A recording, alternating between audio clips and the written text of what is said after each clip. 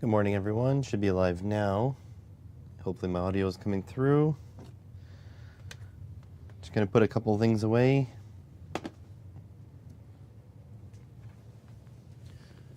Hope everyone is well this morning.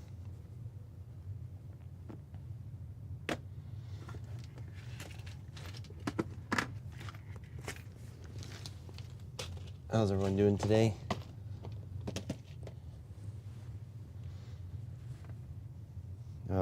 Yeah. These are the new 3D prints. These are the cases for the PCB wave projects that we made. So first time installing heat set inserts. Hang on, I get to focus. So those are heat set inserts, M3 screws. I left one without the inserts so that I can do them on camera. But I ordered the PCBs in a bunch of different silk screens. So I had, solder mask. So I have black ones, red ones, and blue ones, but I don't have any blue filament, so I have this purple, just kind of like channel color. How's it going, MT? How's it going, Adam Bryant? So I think I'm going to build up 4 of them. 6 of them. And then I'll have these to the side, and when I need loads, I just take the bulbs out and put them in. And if you want to visualize, there's 4 bulbs.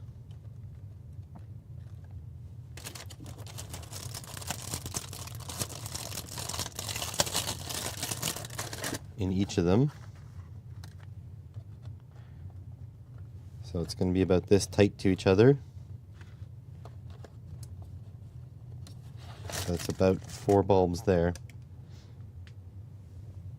And then the terminals are going to, stick out on each side. Stupid code. I completely understand stupid code.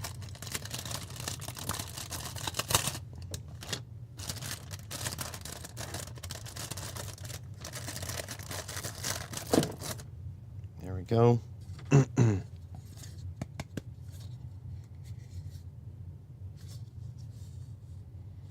The 3D printer actually did a really good job on these. So if I get it to focus, very clean. But on the red, focus, there's that wave pattern. Don't know if you guys can see that, but the printer is like skipping over, like scraping the print, even like the top here. I don't know if you can see that well, but it's like really textured. Some of these look absolutely fantastic.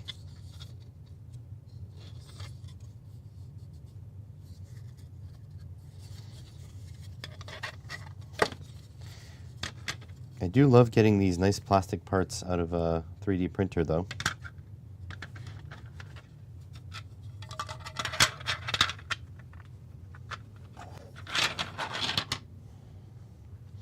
I finally went outside and took the video on this ZMR device.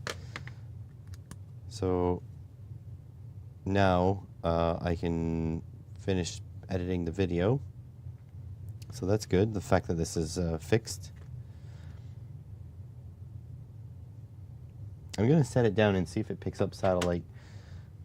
But yeah, it needs a little bit of coercion.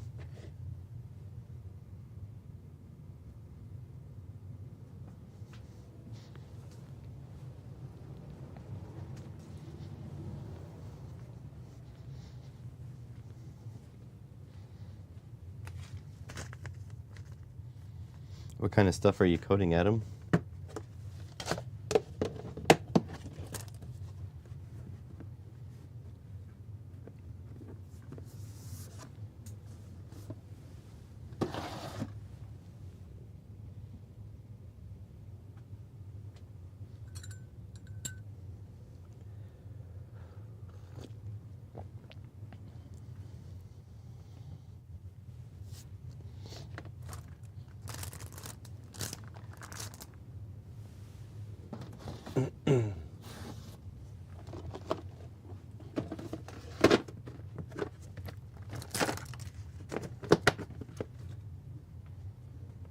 Better not be focus hunting, you stupid camera.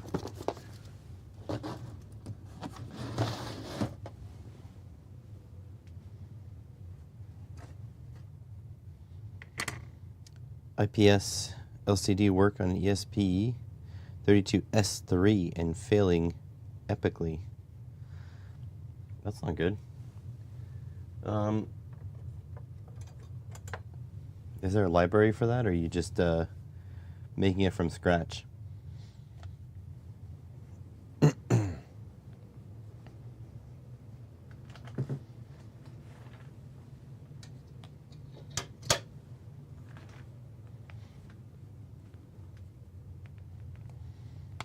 This should go in there.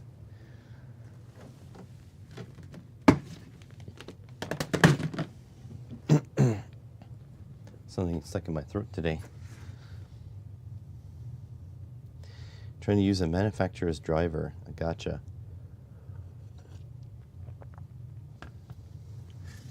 All right, so today we can't really be spinning around in circles.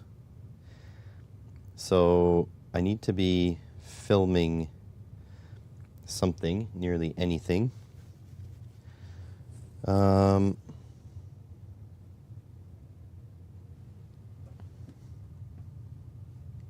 sure what though.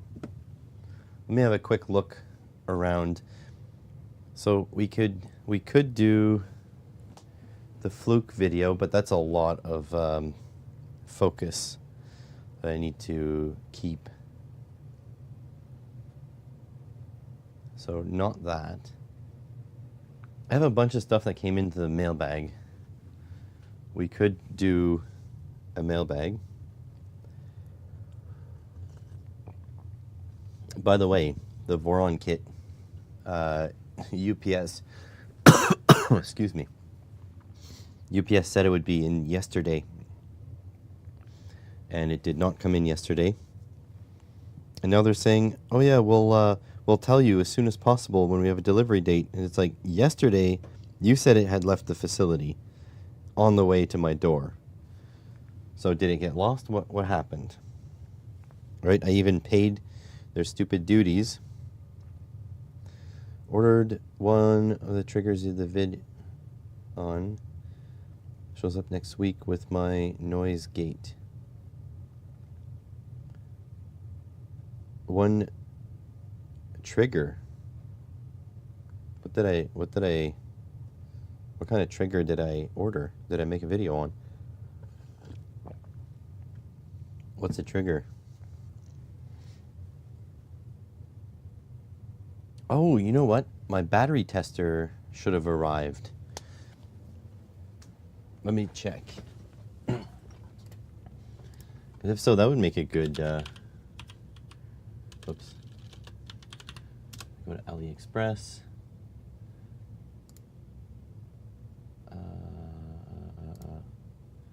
My orders.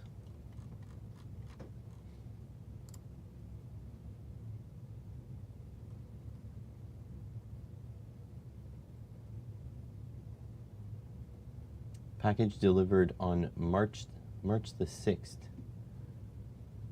3101.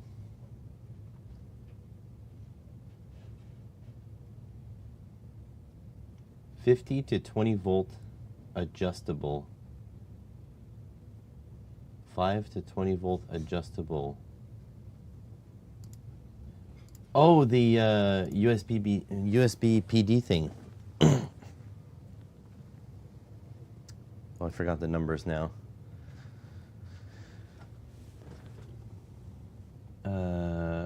Let's go back. Okay, 90508. Let me see if I have it up here. 90508. I haven't sorted through my mail in so long.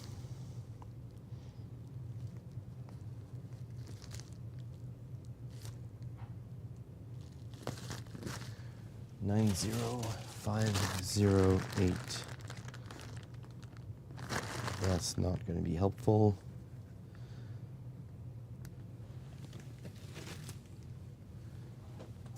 90508. I wish you guys could just come along while I sort through my mail, but the thing is, my address is on them.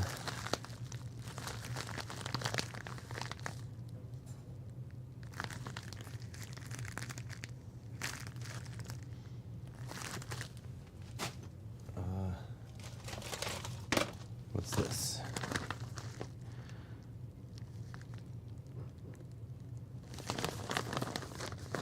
No.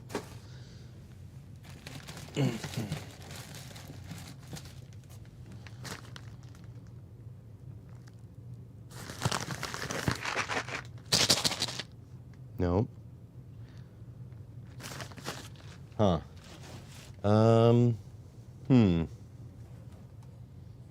don't know how I'm going to do this. The Type-C one. How's it going, Jay Griffiths? Oh my god. Stupid autofocus. Such an expensive webcam. Configure video. Focus. Cannot be trusted to be auto anymore.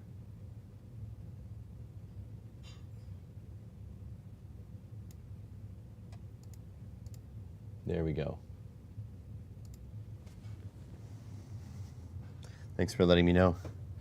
Morning, Jay Griffiths. Might be upstairs, but I suspect it's in a package with multiple packages. So let me go see. Well, good morning, Andy. Okay, let me see if I can get the package from upstairs. You guys will follow me.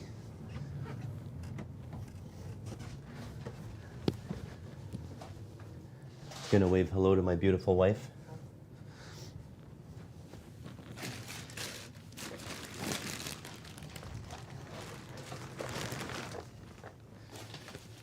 There's like literally 1, 2, 3, 4, 5, 6 packages that I haven't even looked at yet. Let's see, this one has multiples in it. And this one has multiples in it. Hang on. I can't open these on camera because they have my address on it.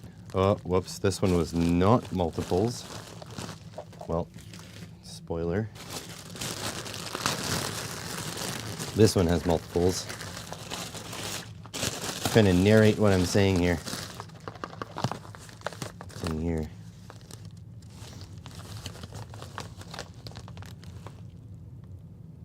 Oh, it's not that at all. Not that at all. I'm still here, by the way, and just right off camera.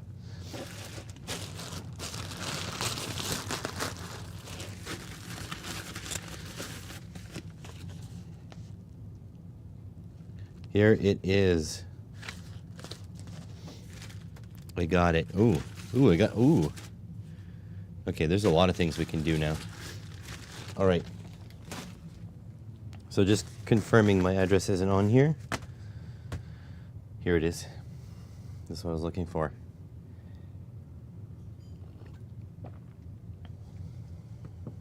It's a little bit too white, right? Whatever. Let's get a knife. That's not a knife. This is a knife. I should have popped into the screen with my knife, but I don't know where my knife went. I'll tell you, I would lose my head if it wasn't screwed onto my shoulders.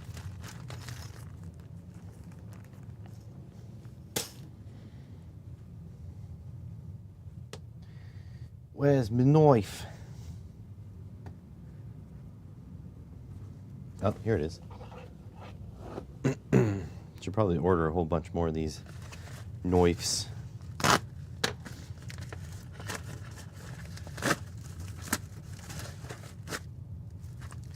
Da, da, da, da.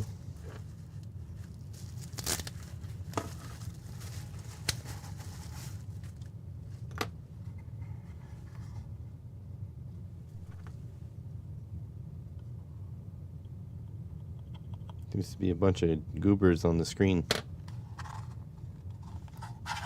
Man, is this thing ever cheap feeling. Okay. So it's a 1.5 volt battery. Good is 1.5 to 2.8. Low power is 1.27 to 1.15. And below 1.15 is replace.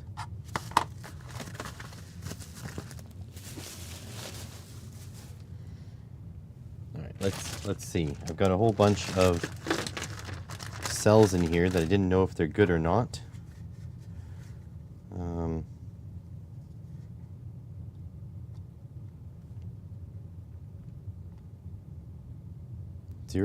8.26. So if it's a 9 volt, 8.26 is good.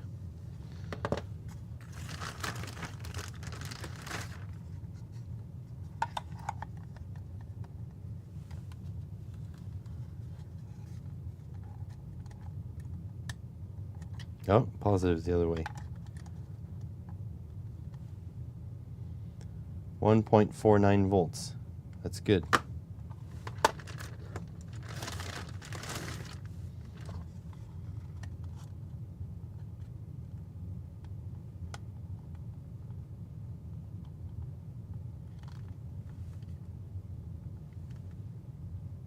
I think it's broken.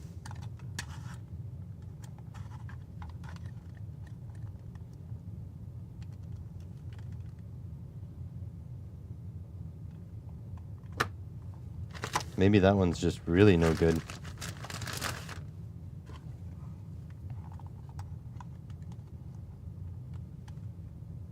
.56 volts. Okay, this one's like really no good.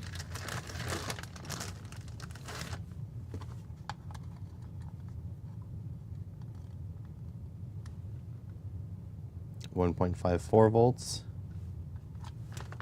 Okay, what about coin cells?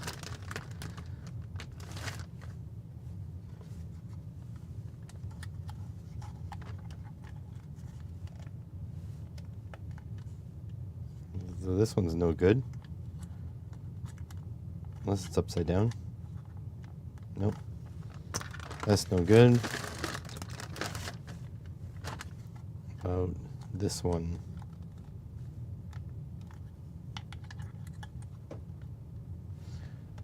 Nope. No good. Okay, so we can make a video on this.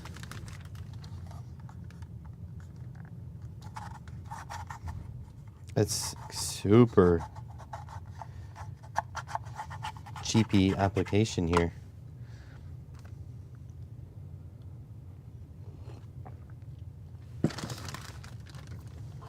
I'm assuming that inside it'll just be some IC to run the LCD, and then like a resistor. Basically, it'll be a multimeter, or sorry, not a multimeter, a voltmeter, and it'll be a small resistor and a couple of contacts.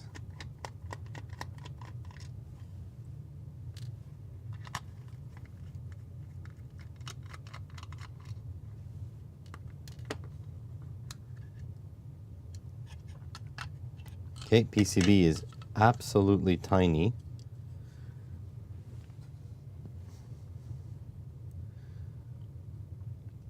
What do we have? Let me read it first.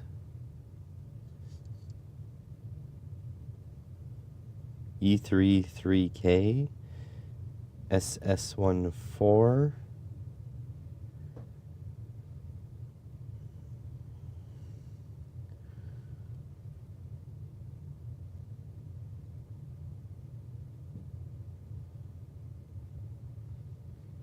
So this looks like a regulator, a 3-volt regulator. Then you've got, oh boy, magnifying glass is dirty. It's collected dust.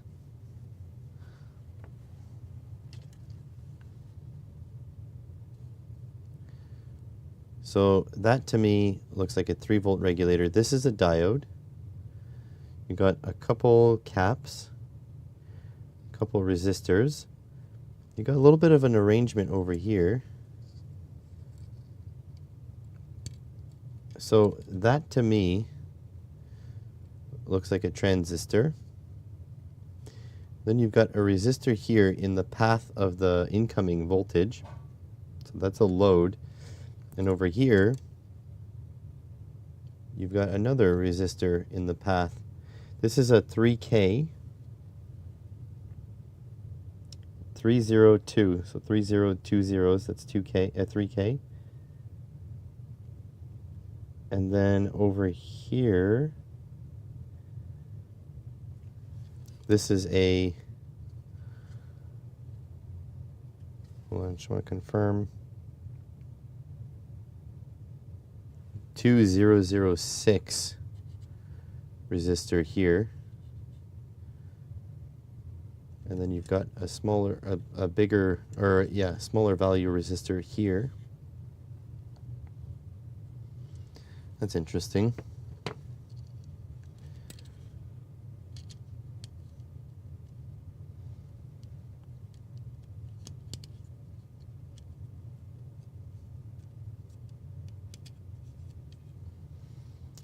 They use the same ground for the 9 volts and the battery checker, and then this is just, this slides on that rail. It's all the way down here, all the way up there. That is it. There's really nothing to this thing.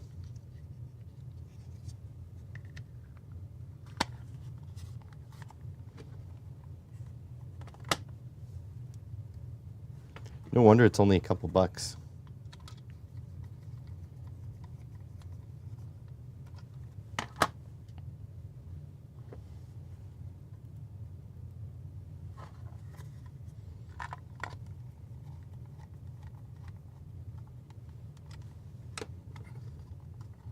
There we go. But yeah, this thing is cheap as chips.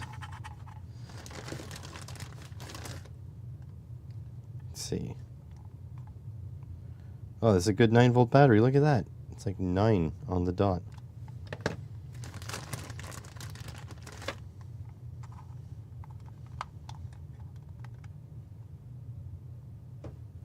Yeah, this is going to be a useful device.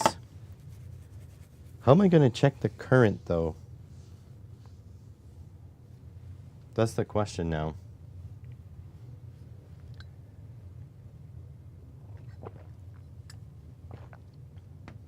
Because this thing definitely pulls a current, right? They load down the cells a little bit. So it's not just open circuit voltage.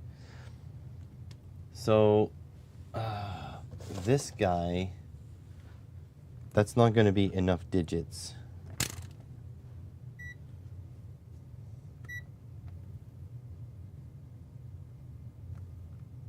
Maybe it will be. Let's see. Let's see if I can mess with something here.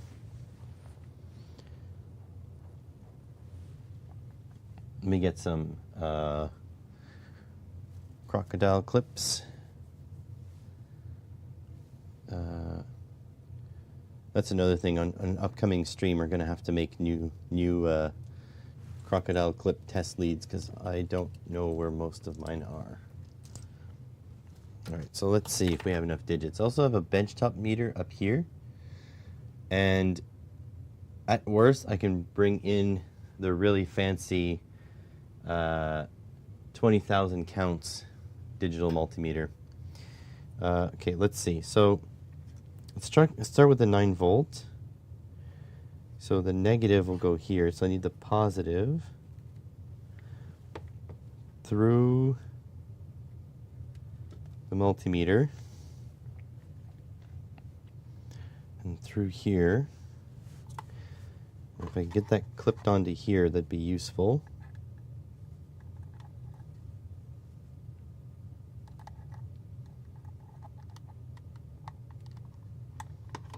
Okay, and so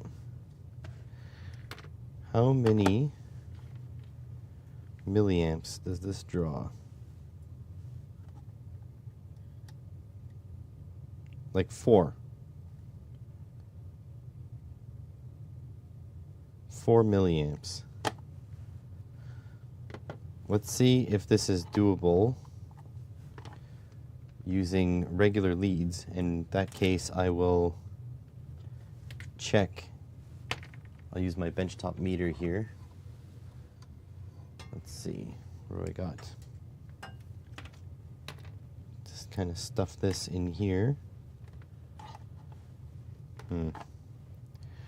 Maybe this was the right method.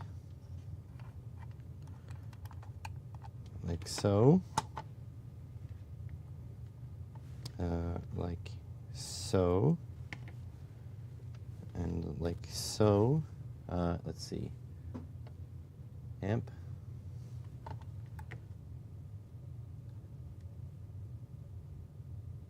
Saying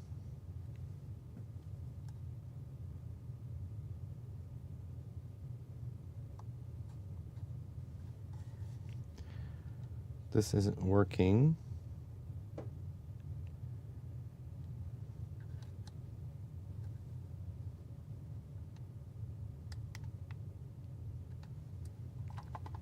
Something isn't working here. Oh, I'm not even in the milliamp jack.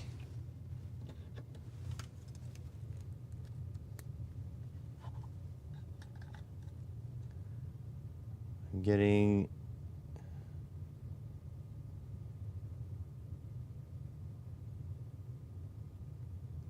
3.6 milliamps. So this one was saying 4. This is saying 3.6 on my benchtop. Not my Unity benchtop, mind you. On my old benchtop, which is now going to move somewhere else at some point. Can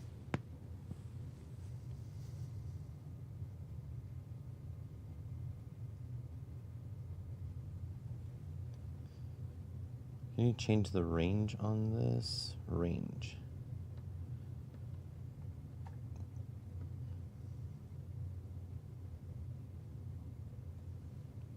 Oh, milliamps. There we go. All right. The range was wrong. Positive over here. Yeah, I'm getting 4 milliamps. And do I get the same reading?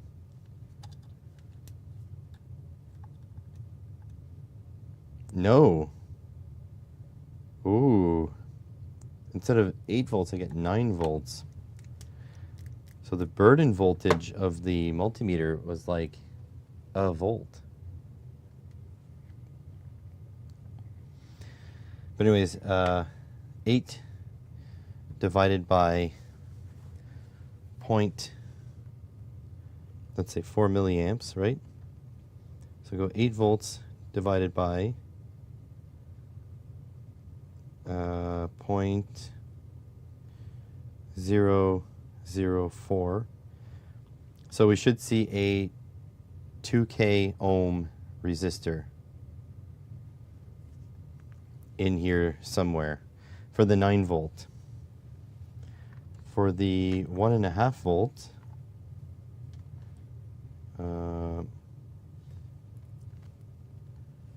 like this. The great thing is I can use any of those two grounds. They're the same.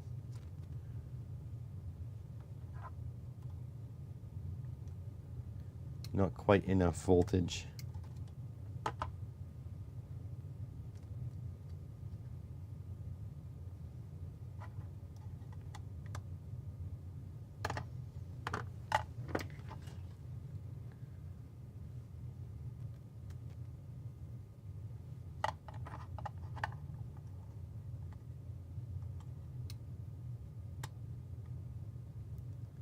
This is 6.6 milliamps. So let's say 1.5, 0.0066. That should be a 227 ohm resistor. Interesting.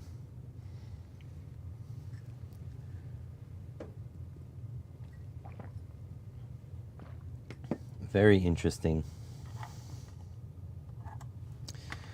So, I do want to make a video on this,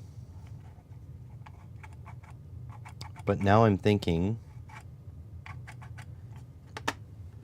I'd really like my Unity benchtop meter to be set up first. Dang it. This is always the A and B problem, right? Because I really want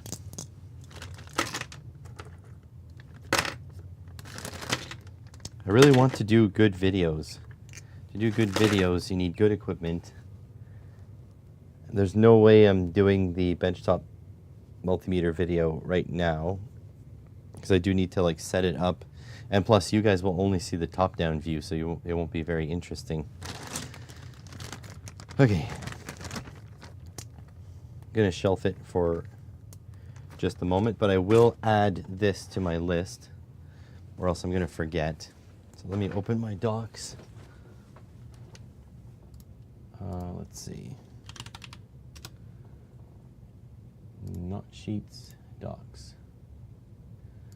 Video ideas.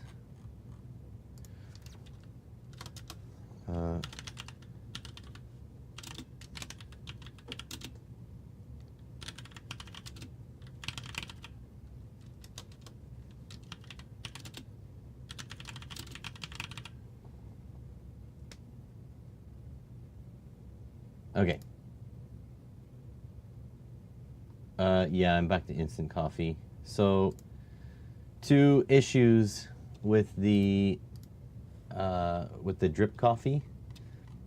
One is it made the whole house smell like coffee, and that's not good because my wife doesn't like the smell of coffee. And two is that it was expensive and I ran out. So there's that.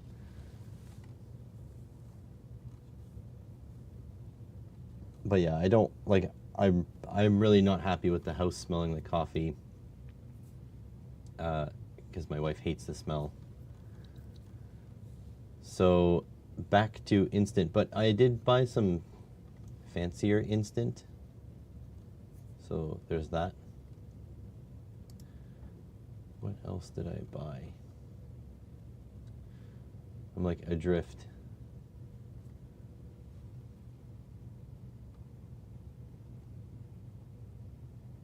What's this? Delivered in February. Oh my god, how time flies.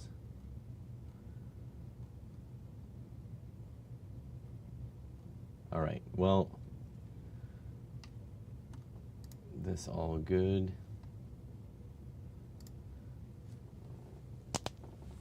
Oh my god.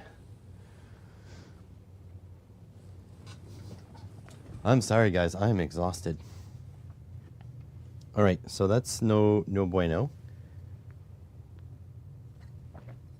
The other thing we can do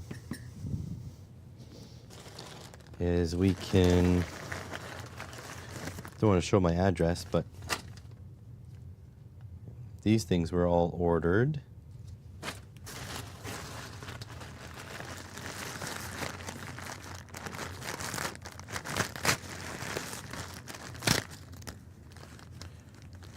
This almost got lost because it's stuck to the inside of the bag.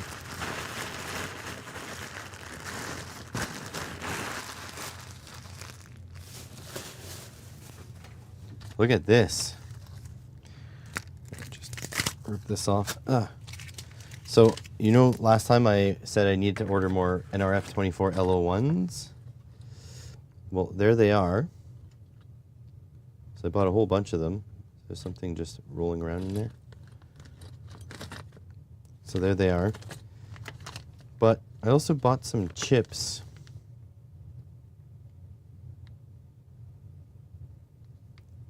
IC003 TL062 TL084.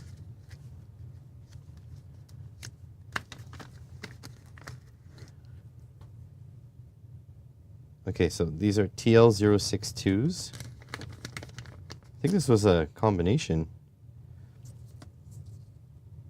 TL072. These are the op amps.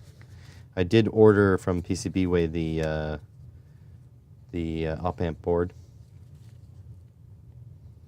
TL082CP.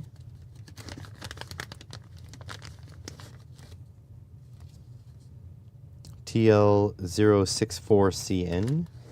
Oh, a couple of loose ones. 082 CPs. I think they were supposed to be on here.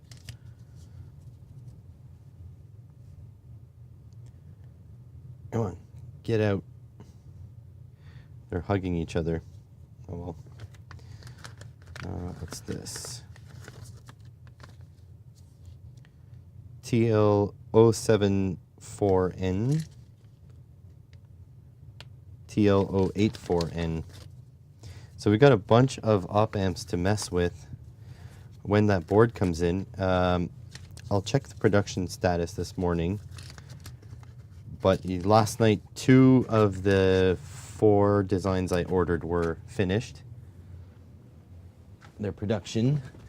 PCBWay is actually nuts. It only takes a couple days. Let's see, PCBWay. Sign in. Pardon my French. Production status. Okay, so my 48 volt analog load is 100% done. My 24 volt is 50%, my 12 volt is 53%, and the op amp board is 100%. So definitely before the end of the weekend, it'll be in. So, or it'll be shipped. So that's good. That probably means that I'm going to get the boards late next week.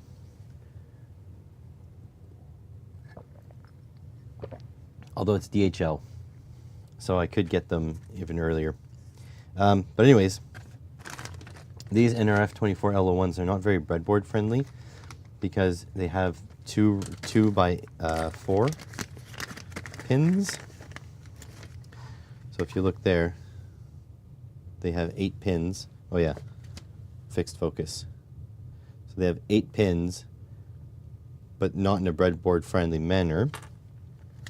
So I also ordered these guys, and I didn't think they'd come in on tape and reel. But look at that, they're little modules. Oh. I thought I could solder pin headers on these.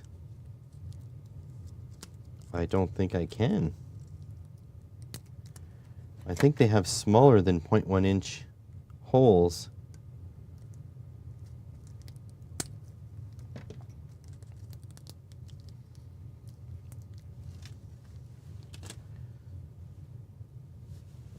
I think these holes might be way too small. Let's see, I've got pin headers here. Oh God, no. Shit. Okay. So that's a thing. So if you look at the distance between the holes compared to a pin header, huh. Well then, I guess, huh.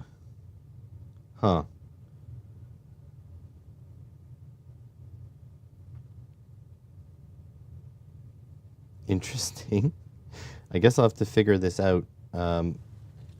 And I guess I'll eventually make a adapter board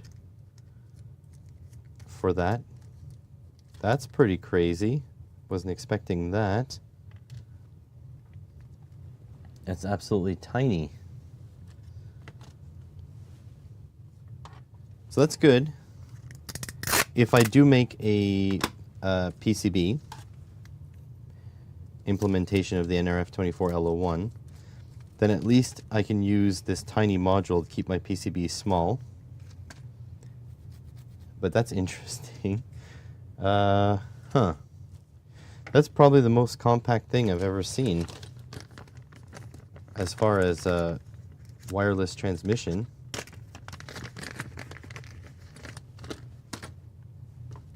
Because, like, if you look at the size difference,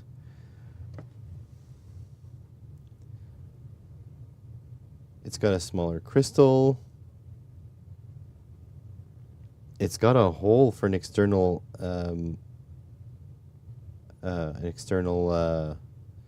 antenna. Huh. That's interesting. I also ordered 3.3 volt regulators, but I don't think they're in yet. That's another thing I'm going to have to experiment with, is the values needed to get exactly 3.3 volts. I also got, I don't know if I'm going to make a video out of it, but this came in. This guy here, the new microscope or visor soldering helmet. Let's see how it fits. This was quite expensive, but for the amount of soldering I do,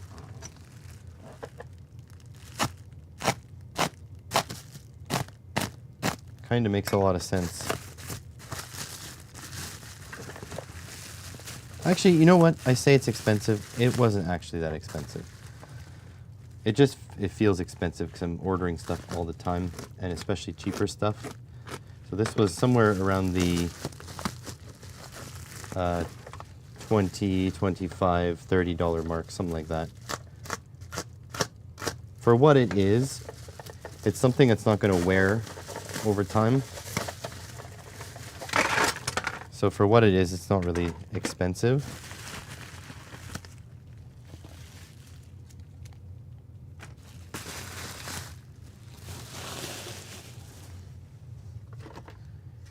Okay, so first and foremost, ooh, it's got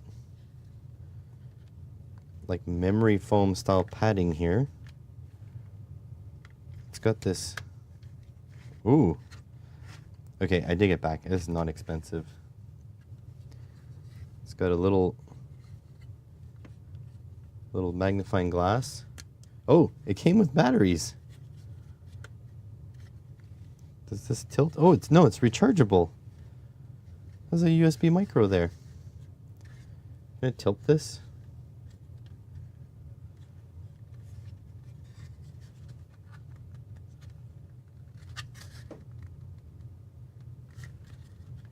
Okay, yeah, it tilts.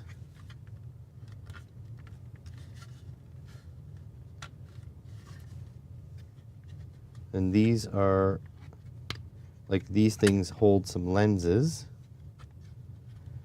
which are in here. Oh, they'll spilled all over the table. Oh, this tilts like this too.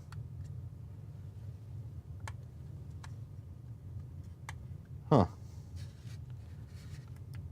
Oh, that wasn't even as bright as it goes. Okay.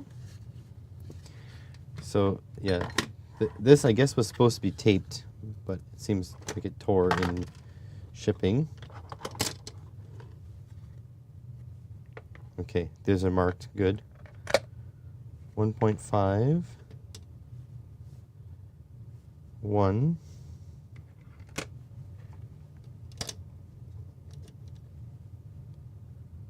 2.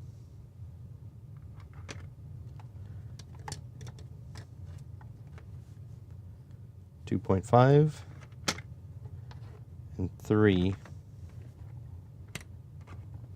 Well, the 3 is a frickin' chunker. Okay. So let's see. So you hook these on. I don't know which way is front, which way is back.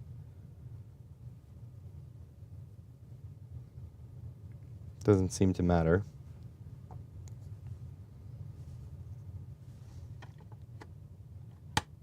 Oh, they hook on nicely. Okay. You hook those on like so.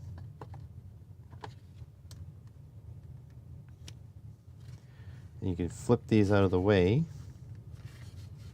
Oh, I guess this one comes towards you. Gonna try it on.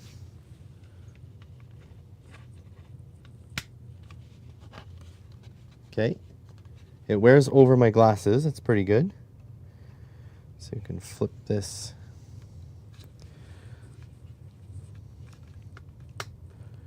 Okay, I see. I have to sit really on top of your head, not on your forehead.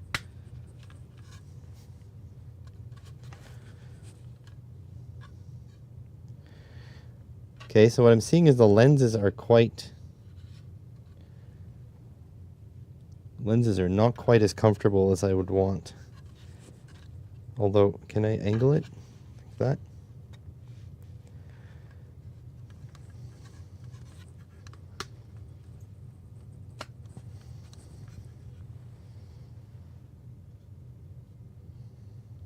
Okay, so the ergonomics are not... Oh, never mind, this flips. Ah, okay.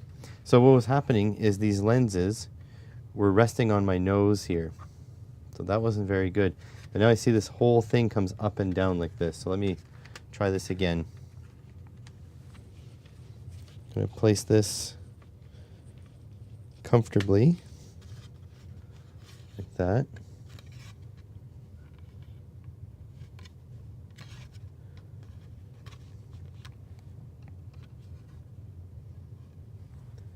Okay, so still, you need to get into the focal plane. But you really can do some nice up-close work here. I like it. I remain, I have my stereo view. Now let's see if this I have a little magnifying glass that pulls down. I'll show you in a moment. That really does help. Look at that. So I'm at the point where I can see the texture either on the package or on the lens. Yeah, on the package. Okay, flip on the light.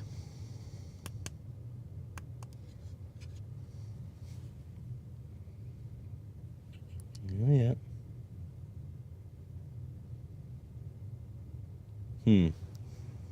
Looks good.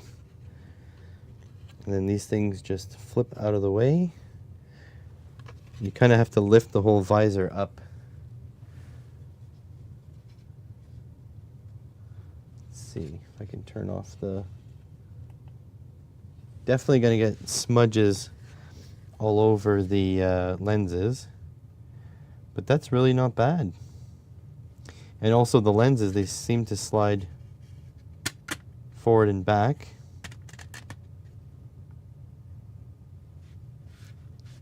That's not bad, my other one was very cheap, and it did work, but it was very cheap. This is a little bit of a level up on that. Cool.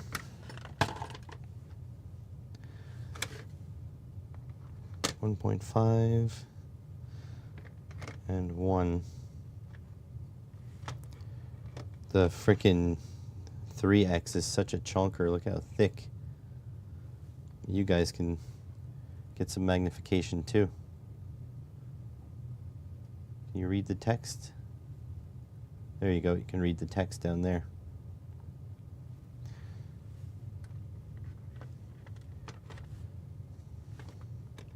So this is something I'm gonna have to wear a little bit before I make a video on it. It's gonna take a little getting used to.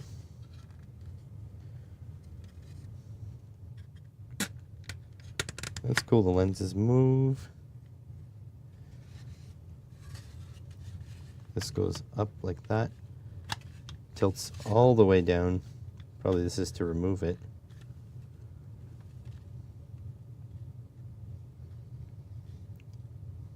Looks good. What are the... I don't see any teeth on here. Because like the adjustment mechanism is pretty quick ratioed.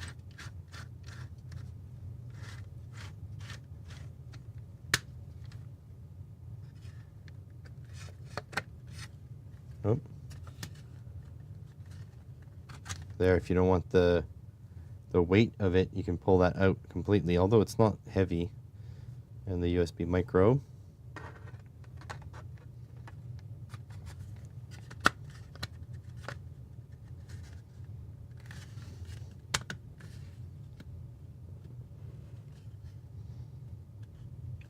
Interesting little device. I think it's actually pretty well made. It's definitely injection molded. Yeah, there's the ejection pins. For it to be this cost, I feel like they must be using them in the factories in China. Because I can't see this with all the molds, the fact that there's all these different molded parts and fairly decent quality. This might be ABS plastic. Even has a texture. So they like sandblasted the mold. And this one has no texture. So yeah, I feel like they must use this. It's okay. It's I do feel warm right away because of the padding. But the thing is, my previous version was, oh, it's kind of stuck. What I was using before worked, but it was nothing more than something that held lenses. I don't know if that makes sense, but see, this was my before. So no clamp, no nothing. It just went sort of over your ears. You know, a little bit of pad for your forehead, and then you have your lenses. They sit in there, and this moves up and down. So I think this is a much better option. But this was very lightweight. You barely felt it was there, right? So by design, this is like way lighter.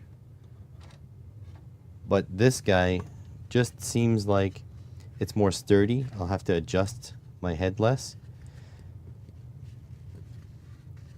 And like just with the tension knobs here. So basically the other one kind of sat very loose on your head. This one you can cinch it up as tight as you want. So we'll see. I feel like this is going to be a failure point here. This very weak area around the pins. See that?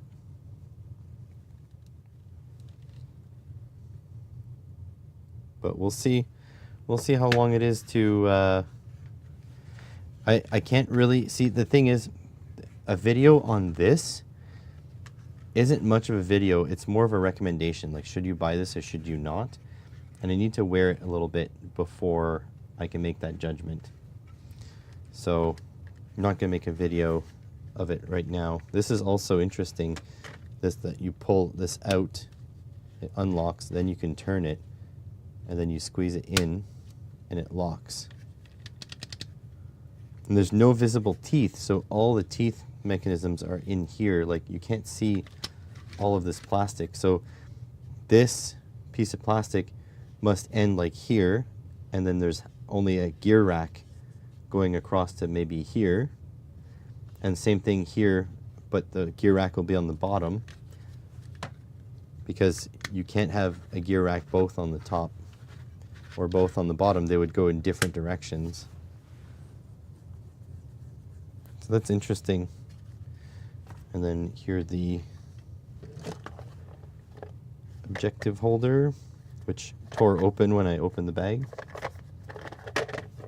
So this I wish it would clip. This just sits loosely together. And then instructions.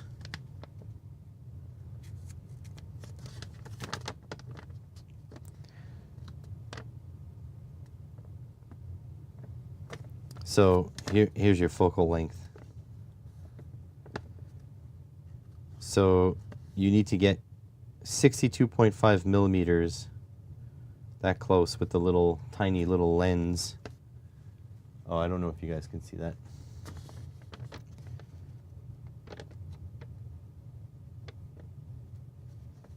But your best working distance is the 1x magnification at 500 mils. So nearly 2 feet. And they'll even send you a little micro USB and a cleaning cloth. So that should be interesting. I need to use this a little bit though before I can say anything about it. I don't have any like serious soldering coming up that I can think of, but I'll see what's in the books. There, and there. I will put that on my list to make a video on, so I don't forget. This is what I'm gonna have to do because I'm old, is put everything on lists. There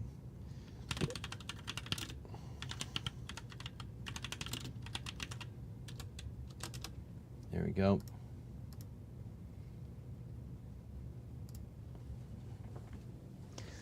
On the list it goes. What do I do with these ICs now? These guys will go in the Arduino bin. Old version of this has a clamp lock rather than the screw version, and the LED is very, very small. It uses 2 AAA batteries. Comfy. Hot days it does make you sweat a little. Yeah, so I'm a sweaty boy, typically, so that doesn't surprise me. It is going to make me sweat for sure. Had to do some stripping. Very nice. How do strippers work in the UK? Do you throw them pounds? Like, do you tell a stripper I want to pound you and you throw them a pound?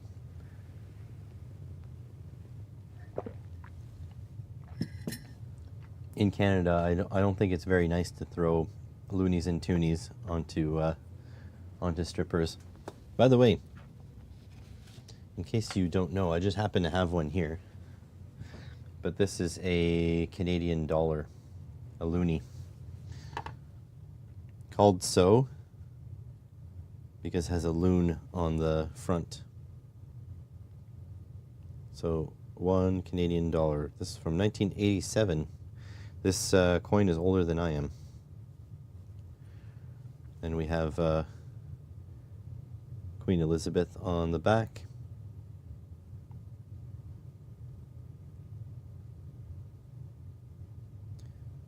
Ta-da! You have a stripper there. Does the missus know? I mean, the missus know I've been to strippers. I haven't gone very many times, probably 2-3 times in my entire life. But that was when I was younger anyways. I don't think I've been to the strippers since I've met my wife. So that means that I haven't been there at least since 2009. But I think my wife's a really nice lady, so I think if like a bunch of my friends, if I had friends, were going to the strippers, she'd be fine with me going. She'd find it a little weird if I wanted to go all by myself. Only 1987, now you feel ancient. Well, I mean, are you? There is that. It's just what I happen to have on my desk. What else do I have? I have... Here, I can show you some more currency.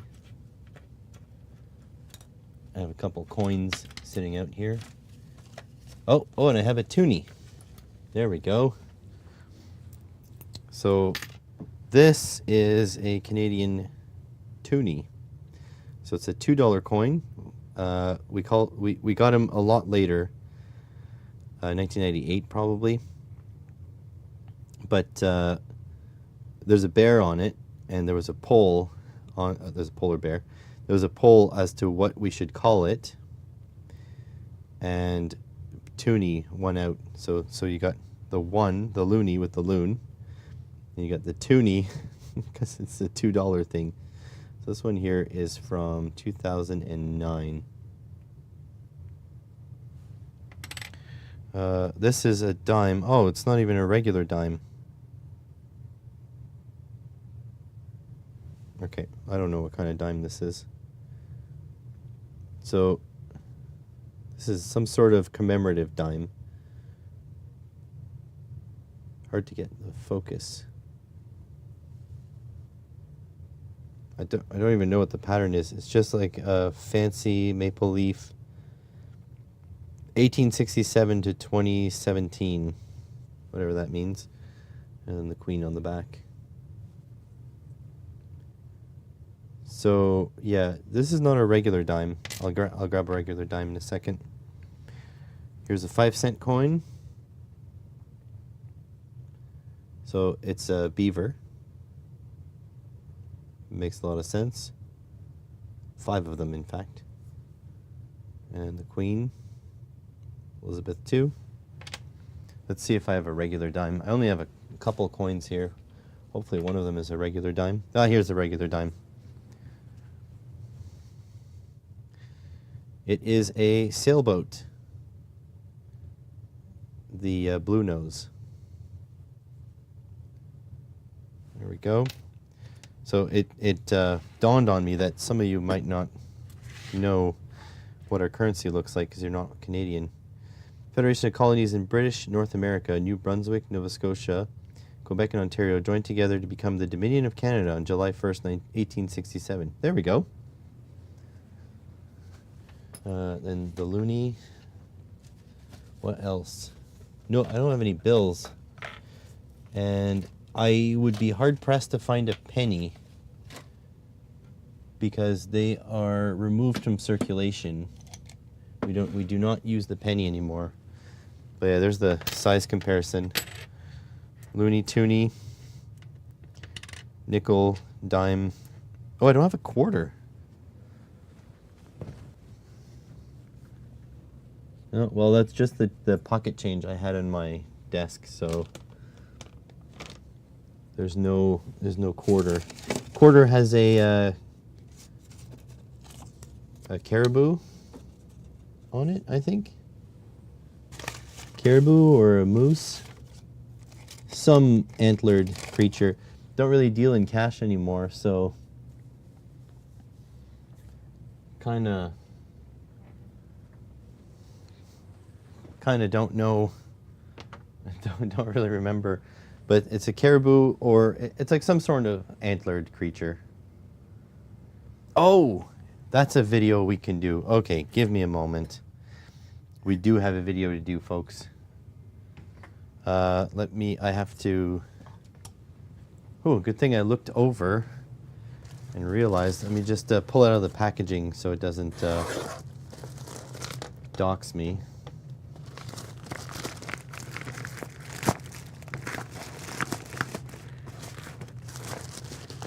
Ugh. So, you remember when Banggood used to send me stuff all the time? Well, they sent stuff again. So this is a scope multimeter waveform generator. And I need to, for some reason this time they're like really adamant about the amount of time it takes to make a video. So I feel like we have the ability to churn out a video for this. There we go. It's very weird.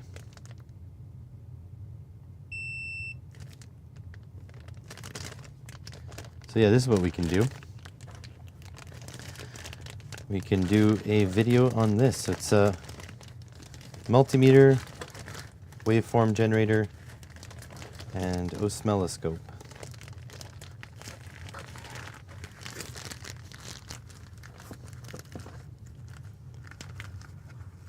So there we go. So we have our goal. We're going to make a video on this. I feel like I've made so many videos on scopes and stuff. I already have the Unity waveform generator ready to go, so we can check the scope on that. So that's no issue. We're good. I got this. I can bust this out and finish. Now the only thing is, it is a waveform generator, so I do need an oscilloscope to take a look at it. But maybe I can film that section off camera, like off stream, because I need to use this webcam to capture an oscilloscope. So that's fine.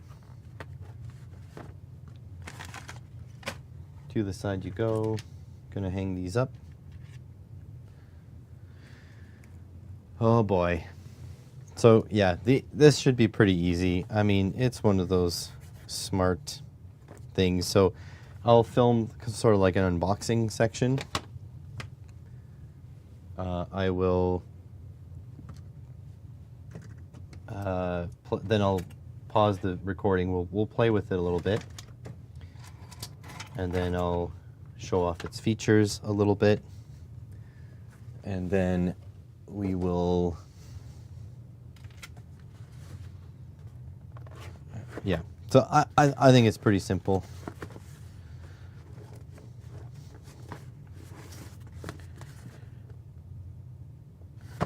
.200 meg samples per second. That's low. You really want gig samples per second. Trigger type, only edge triggering. In-pot coupling. DC-AC ground. Probe, yeah. DC voltage, 600 millivolts to 1,000 volts. DC current, up to 10 amps. Resistance, up to 60 meg ohms. Wow. That is insane. 10 hertz to 10 megahertz frequency.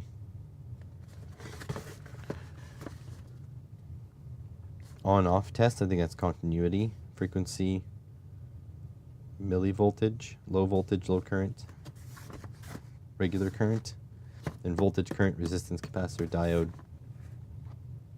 etc., etc.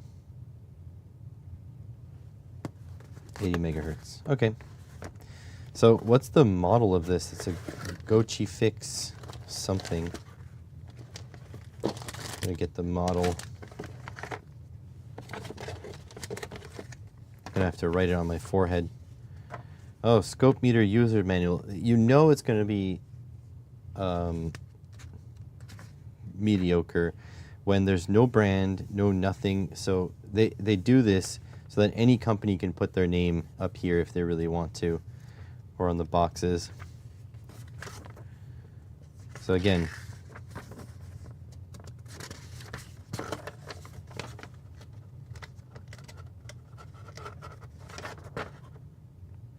yeah, no model number, no brand. Can you tell how okay. It's a 2-channel, right?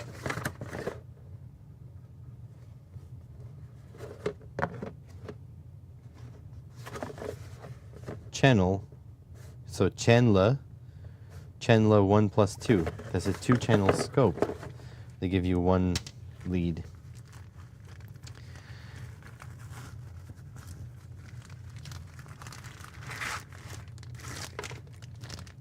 Yeah, 2-channel scope.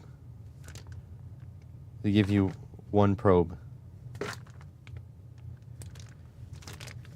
I tell you, it's already not looking good. All right, let's go figure out what the model number is of this thing is.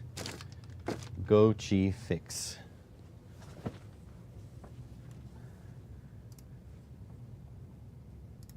Can you tell how impressed I am? Gochi Fix.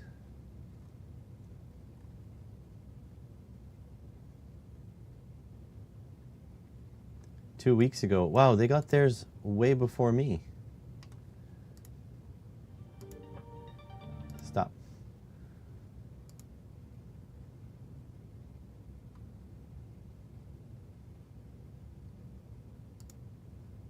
Oh, that's not the same.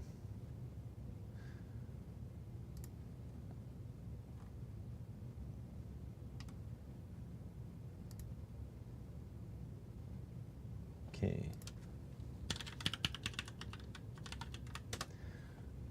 Don't tell me I have to go to my emails for this.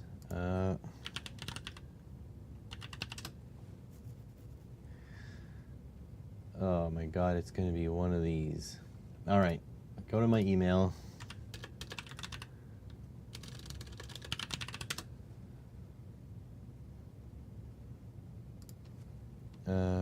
Been good.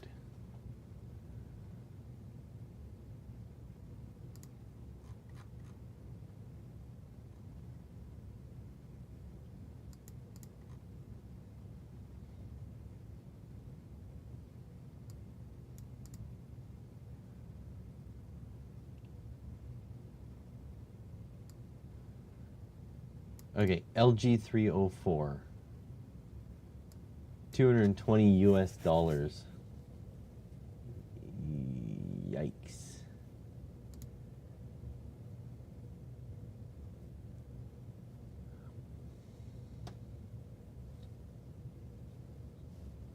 I think for that price, it should come with two probes. Okay, well, it's already not looking good here, but whatever. We'll do our job, shall we? My SD card. Pop the SD card in here. LG 304. Give me a second. I need to see if I can get the number again. LG 304. $219. LG 304, $219.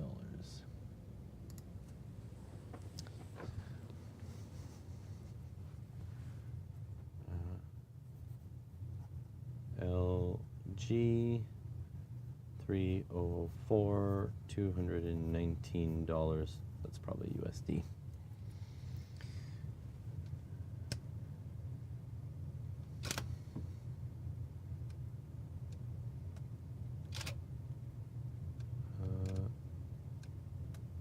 F10, how does that look? That looks all right.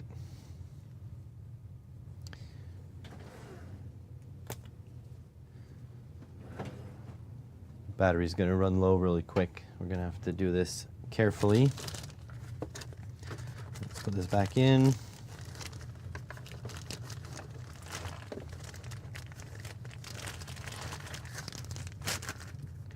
What time is it? Okay, so I'm going to need a coffee to get me through this. I am very disappointed on that.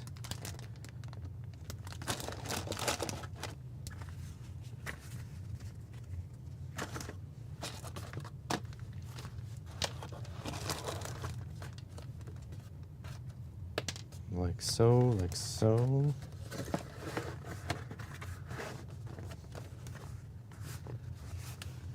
All right. So I'm going to turn this off. I'm going to put my Be Right Back coffee. There we go. And I'll be right back. I probably won't. Yeah, I guess I'll mute the mic.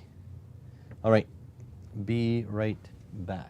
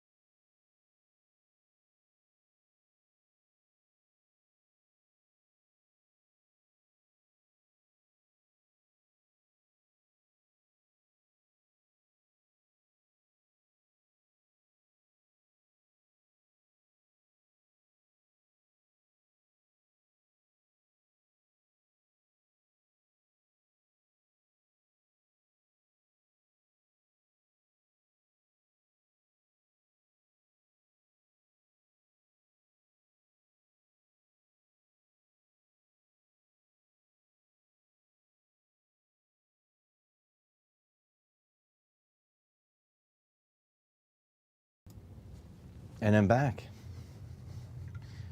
Look at what the instant coffee does to the, like, it makes a foam on the top. And I feel like this foam doesn't happen if you heat your water with a typical element. But I heat my water with the microwave because I don't have a kettle. This is caramel instant coffee, by the way. New thing I'm trying. All right, so what do we got? Just about center it there. Throw the coffee over this way.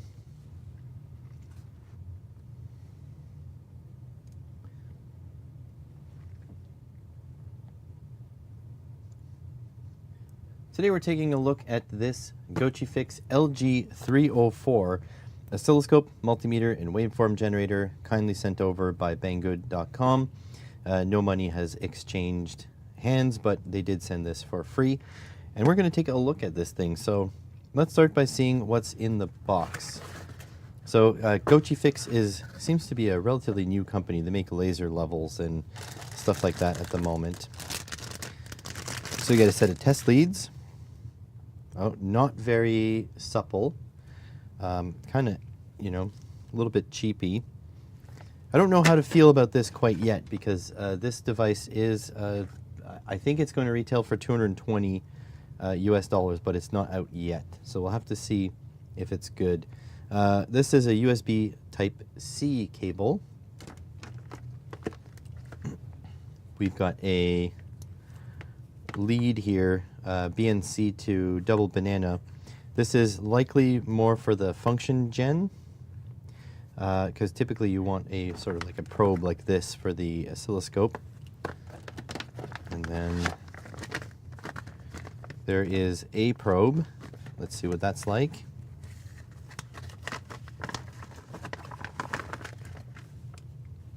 Okay, so the probe is a little bit more flexible. It seems a little bit higher quality than the test leads.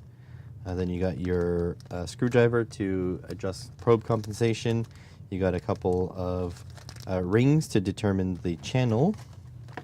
So like first channel will be yellow, for example. This one's yellow already, but you can change for the second channel. Except they didn't include a second lead. Like, I guess you can use this as a scope lead, but I would expect two regular scope leads and then one lead for the function gen. The problem with the alligator clip lead is it's not quite as robust as the oscilloscope lead. Then you get a simple operation guide, so a quick start guide, so that is going to be useful. And then, oh, you got a user's manual as well. This whole thing is in English. That's good. So this whole thickness is just for this product. It's not just like 5 languages. You got a nice little case. Got a little frayed. That's interesting. Ziploc inside the case.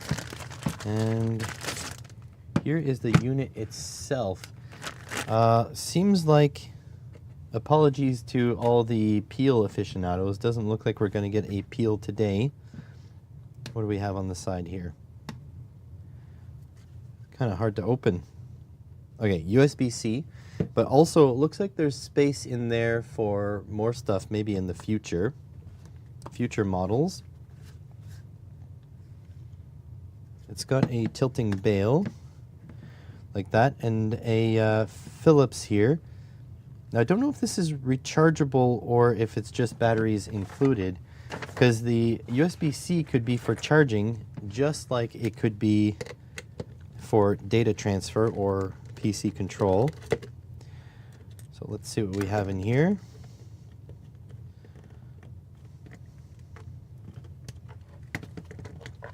Oh, geez. That is weird. Okay, so first of all, awesome that they use 18650s. I am all for it. Seem to be using FL 18650, 2000 milliamp hours, 3.7 volts.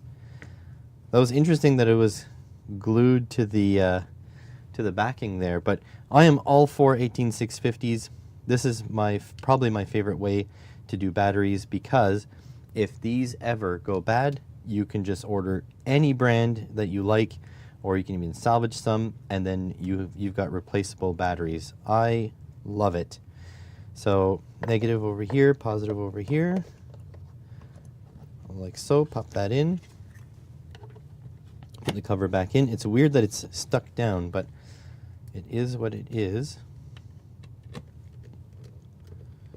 The battery pack only can be opened by professionals, and don't use damaged parts. Okay. Batteries may explode.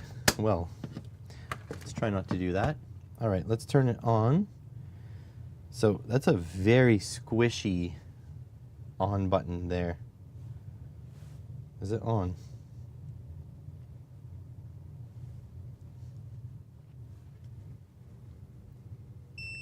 Oh, it was a press and hold deal. Okay, innovation never stop. And there we go. How do you guys see that on the screen? It looks pretty good, actually. So this is one of those, you know, mushy button type things. Not too sure how I feel about that, but let's press through a couple of things. So let's say I want to check volts. So it's already in volts. If I press again, does it do anything? No? Oh, I see. It's in volts now. You got DC volts, AC volts, hertz, and duty. So AC volts, hertz, and duty. Interesting. Let me poke around on this, and then I'll bring you back, and we'll see what the interface looks like.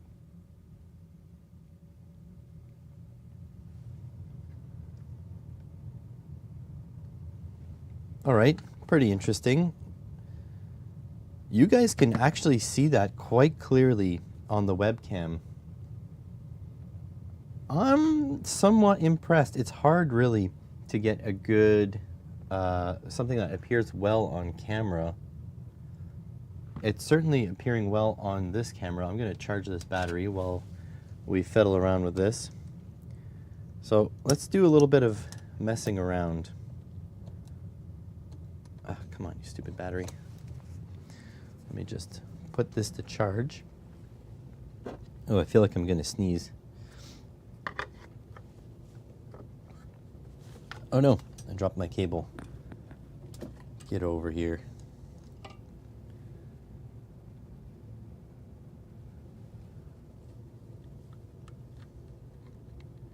Charge, dang it. There we go. All right. So let's plug in some leads.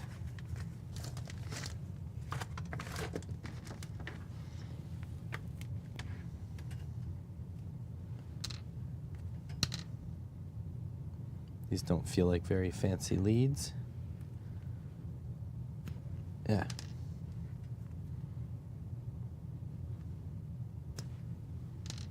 Okay, so they say they want me to put it up here, so. Oh. Jeez, that's. Yeah. Okay, so that's in there. All right, let's check some voltage, shall we? So where do I get a voltage from? Well, let's see what's on these caps from last time we played with them. 281.1 millivolts. That is rock solid. Does that mean that it snapshotted it? Or does that mean that it's continuously checking? That's 0. Negative 280.9. No. Okay. How about this one?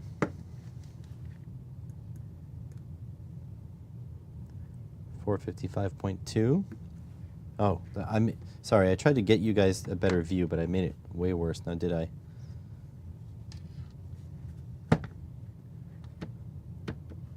Really should be up like this. There we go. Now you guys can see. All right, so let's say AC volts. I'm going to stuff this in the plug.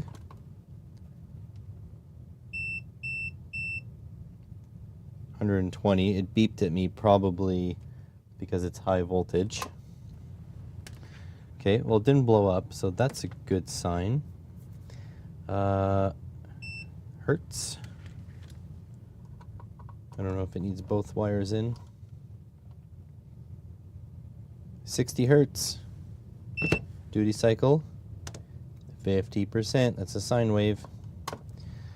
Okay, good. Let's check resistance. I heard a relay click in there. It's giving me 0.1 ohms on the wires here.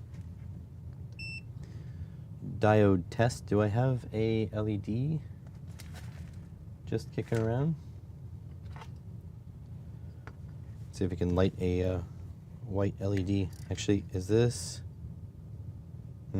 surface mount? All the pins are underneath, so I don't think that'll work. Need an LED. Oh, here's an LED. Has a resistor with it. Let's see if it works.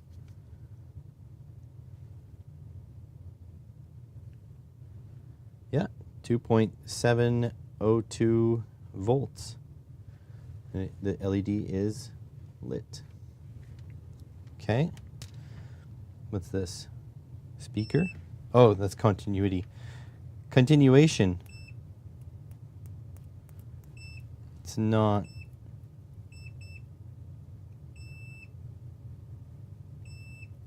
It's not fantastic. Okay, and capacitor. I don't know if it'll blow up. I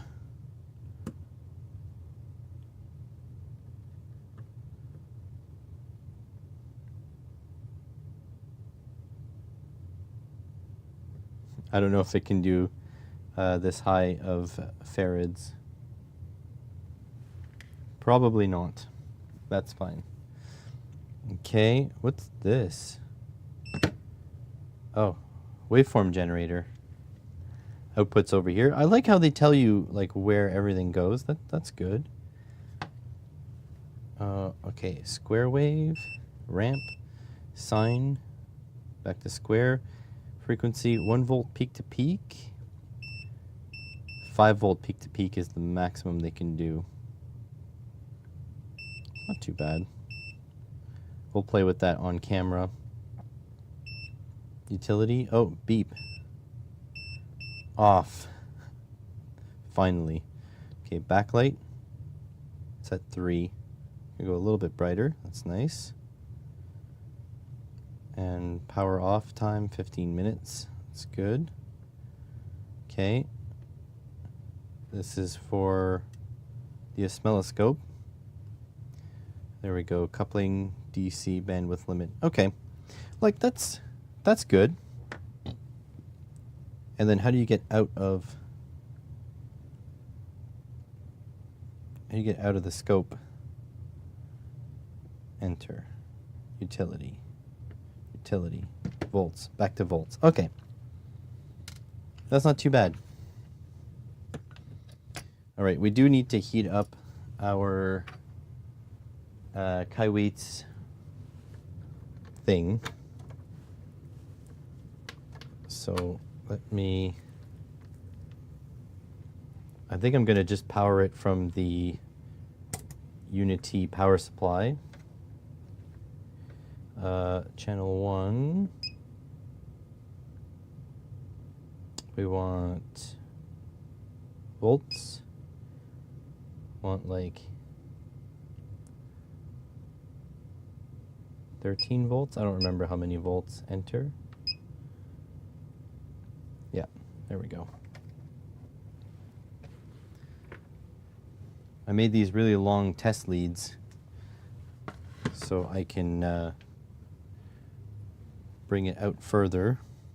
Still not long enough though. Well, I guess I can move things out of the way. I'm gonna flip. Oh my god, this power supply is heavy. I forgot just how heavy this thing is. It's sitting on a workbench that I myself built, so hopefully it doesn't blow up. Okay, so let's all that to the side, all that to the side, and I need my alligator clips. One there, and where's the other one?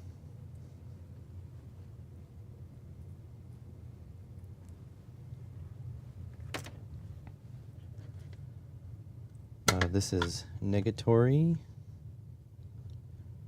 which I think is over here. This is negative. Come on.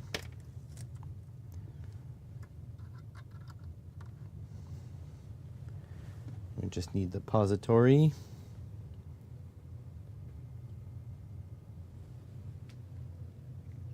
Where is my positive wire? Speaking of positive wire, where's Franco today?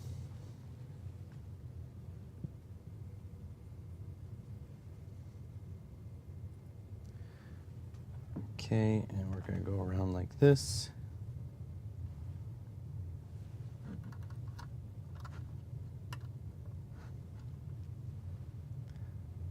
There we go, and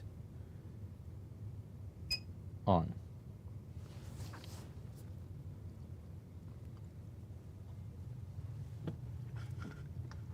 All right, let's get a battery in here.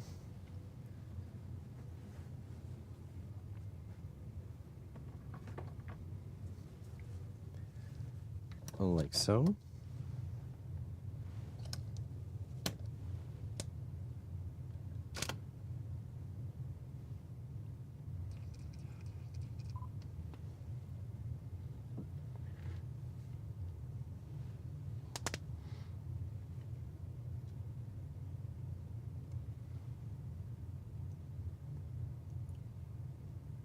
So it didn't take a lot of messing about with the interface in order to get familiar with it, which is really nice. I guess the first thing you kind of need to realize is that the main functions are here, and then sub-functions are these F keys. So let's say if you're in volts, so you want volts, you click this one. It doesn't make a noise, actually. I'll show you how to turn that off. Then you've got DC volts, AC volts, hertz, and duty. So you can just click through like this. Now, to turn off the annoying beeping, I hate when my devices beep whenever I touch something. You can just go utility and then beep, enter, and I turned it off. However, I am regretting this a little bit because these buttons are so squishy. I didn't realize how important the beeping was in order to know that you've pressed it. Not a fan of the buttons, I will tell you that. But again, if it performs, it performs. So here we go. I just decided that I am comfortable enough with the interface that we can go through the Kaiweets multimeter gauntlet. So we'll check the accuracy of this, and at the same time you'll get to see how it works. So let me just hook into our voltage standard here, and we're going to flip to DCV. This is being powered at the moment by a linear power supply, super clean lab grade one. So yeah, the voltage here should be about accurate. So here we go, 2.495. Now you only get, it's only looks like 3.5 digit multimeter. So I mean, take it for what it will. If you want to do very low voltages, or very precise voltages, it's probably not your jam. It is only 220 bucks as well. So I'm going to pull these out because they're going to be a little bit easier to do. And just going to switch over to our 5-volt reference.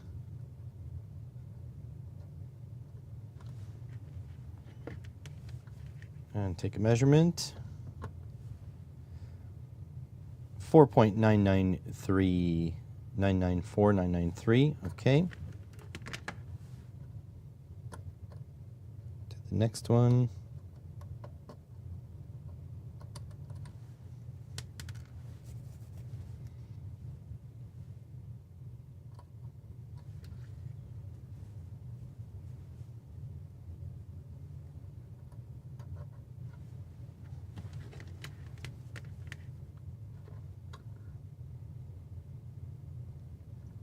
.48.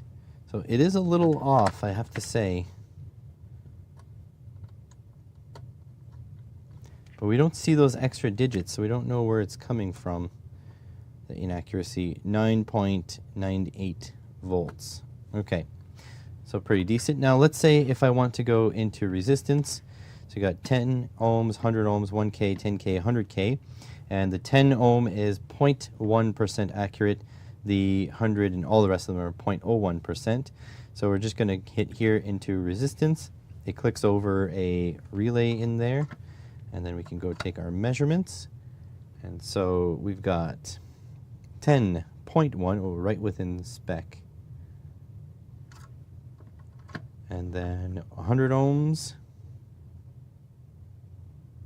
0.01, so this is out of spec. I have tested these resistors. They are quite accurate. 1K on the nose. 10K. Pretty much on the nose. And 100K. 99.9K.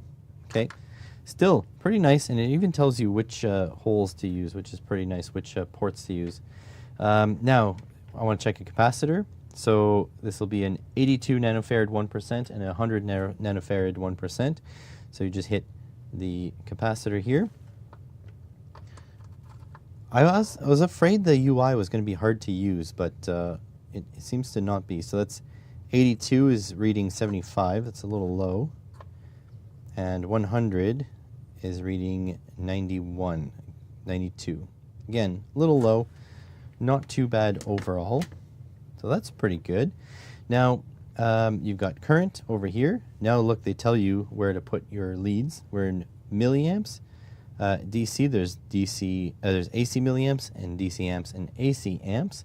So let's go into milliamps, but I will tell you there is a little bit of an accuracy drop in current mode because of the burn-in voltage of this multimeter. Dave Jones made a fantastic video about burn-in voltage, so if you want to see it, go check out his channel. But here, I'll plug into here. Actually, that's fairly close. So we're at 10 volts going through 1K ohm, so that should be 10 milliamps, and we are at 9.97, and then we'll go even lower. So yeah, this is not even, it can't read below, I guess it can't read fractional milliamps. So that isn't working, and that isn't working really. For some reason the 10K is reading lower than the 100K. But yeah, not the thing to use for sub milliamp current readings, but it can read down to, single digit milliamps, which is actually pretty nice still.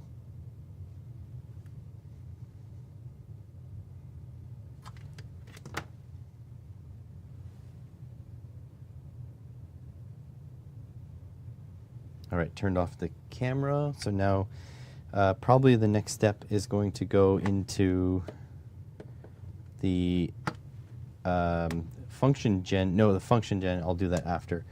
The oscilloscope function. So let me set up I can turn off the power supply. Off. God, this power supply is going to be so nice when it's sitting like up top over there. I got to move a whole bunch of stuff. I'm going to get rid of my V212 oscilloscope. I'm going to replace it with, the power supply, the function gen. It's going to be really nice. All right. So let's unplug these. Power is off anyways.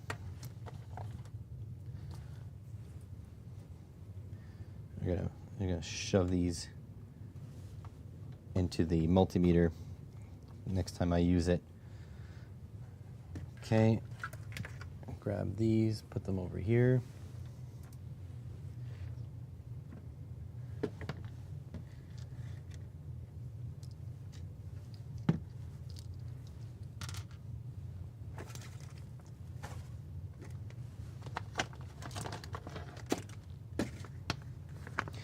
Is there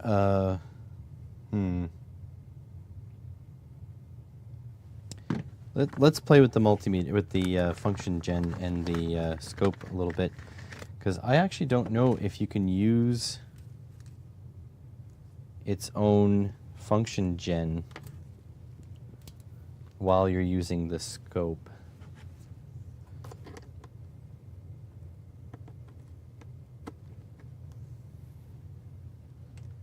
Because how are you supposed to do probe compensation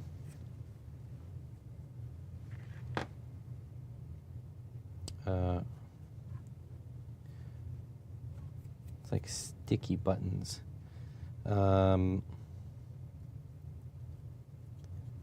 So function gen, the output is there, right? But is the output active at the moment? Don't really have any proof of that.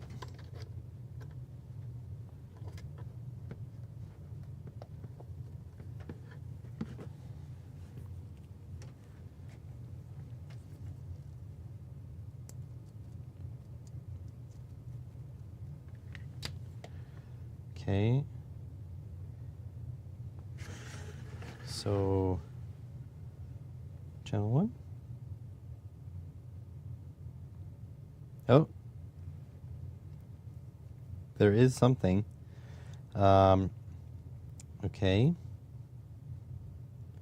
Oh, these buttons are squish-tastic. Okay, that's the time base.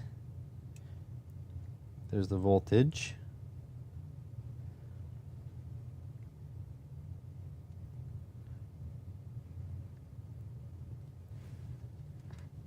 So it is working. Can you guys see that? You guys can see that.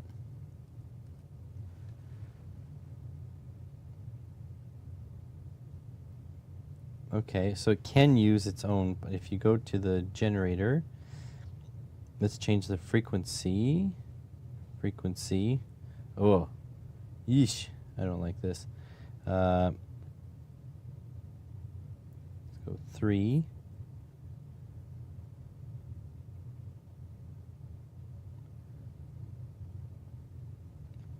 Megahertz. Oh, what? It still says 1. Maybe you can't, maybe the function gen doesn't go that high. Let's go 5, 0, 0, K. Okay, back to channel 1.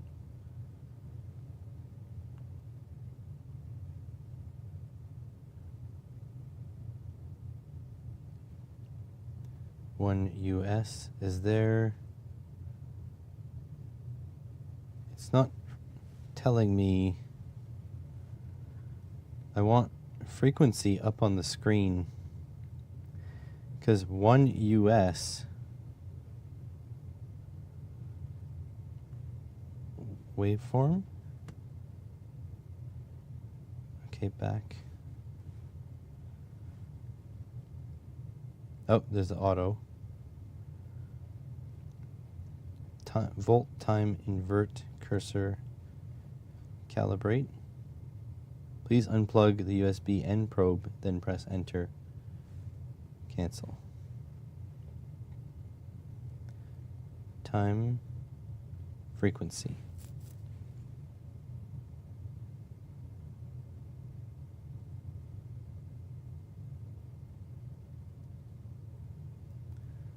I don't know. I'm not sure. I don't know.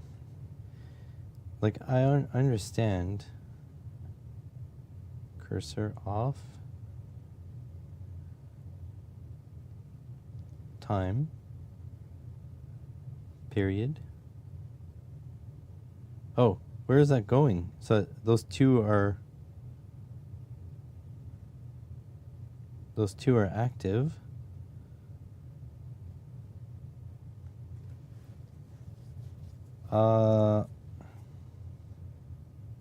Oh, there.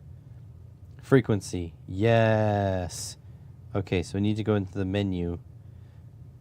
Time. Take the period off of there. There we go. Okay. So that works. Okay.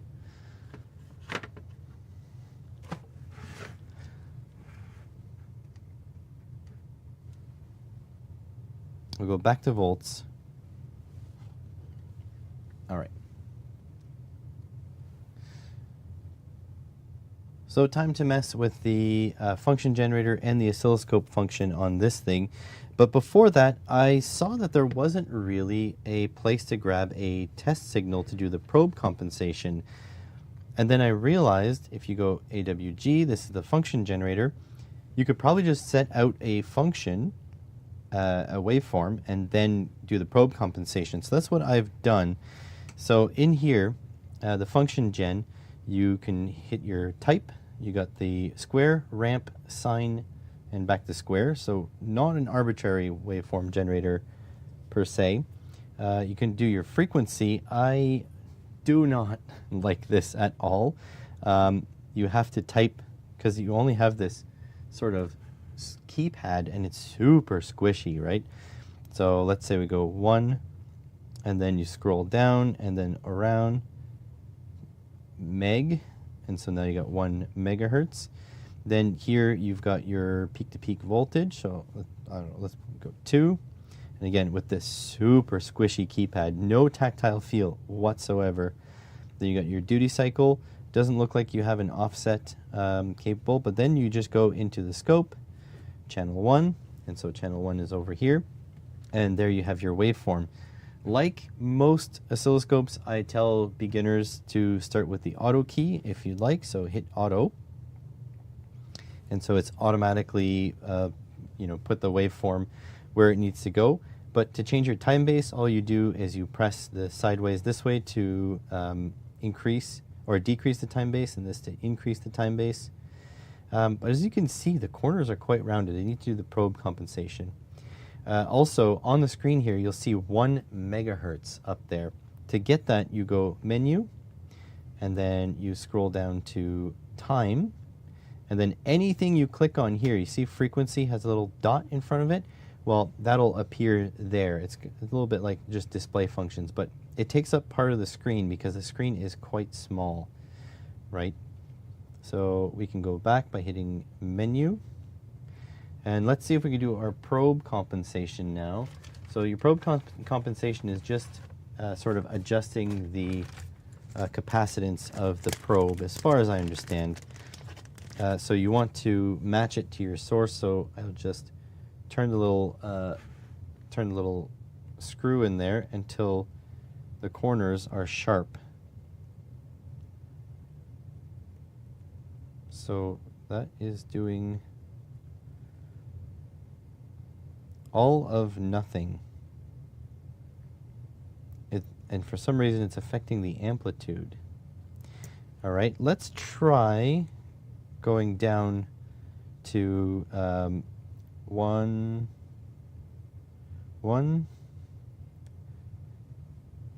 kilohertz and back to your scope, and we're going to auto trigger. Okay, so that looks a little bit better, but obviously probe comp needs to happen. Turn this. So maybe I was going a little too fast. There we go. Nice, solid square wave, and you can see it very clearly there. So that's actually pretty neat. I don't mind that at all. My only thing now is that if we turn on channel 2, what are we going to do with it? There's no way to hook on another probe because they didn't give us another. That's a little bit of a disappointment.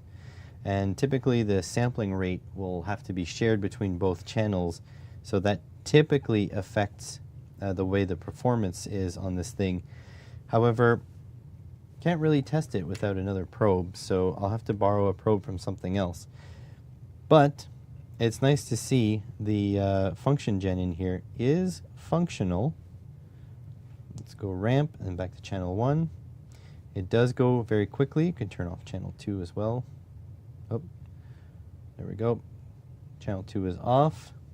We can even change our triggering points. So rising edge, falling edge, on the channel, the triggering mode, and the reset the level at which it triggers. Go back to the function gen and try something else. Sine wave, back to the scope. And there we go, we've got our sine wave, 1 kilohertz. Seems to be bouncing a little bit there, not super stable. Not too bad overall. And you even have the function to save and pull back waveforms. So if you go save, go back to menu, hit waveform, and there's your waveform. You can view it on the screen. It's a functional little device, I have to say. It's quite nice. It's also quite nice that I don't have to pull out my function gen to give it a little test. But if I were to be extra critical on this, I would say these buttons need a tactile feel. They feel just horrific. The power button being super squishy, I don't mind. It has a light in it, if you can see. But really these buttons, I mean, they're not very, they don't feel good at all. And they feel like, honestly, they feel like you can go like way into the case with them. Oh, looks like I have to leave the waveform menu. Erase? No.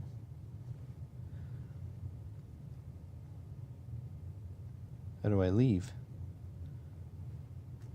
Back to menu? Erase? No. Erase all? No. Not very intuitive on how to get back. Oh, there we go. Back. Back.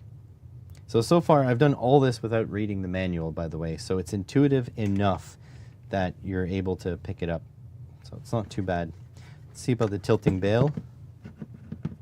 It's not bad, but with these squish-tastic buttons, you can't press anything without it running away from you. So yeah, I'm liking this thing so far. But in order to give it a full review, I'll have to take some time and really live with it. So the plan is that this and all of its accessories are going to go live in my toolbox, my automotive toolbox. And I'm going to use this in the field on cars. So we will see if this thing survives the squish-tastic buttons and the saving features and all this stuff and the function gen to send signals back to PCMs. What kind of testing would you like to see on this thing for the full review? Let me know in the comments below, and I will put a link in the description if you want to go purchase one of these yourself. Thanks for watching.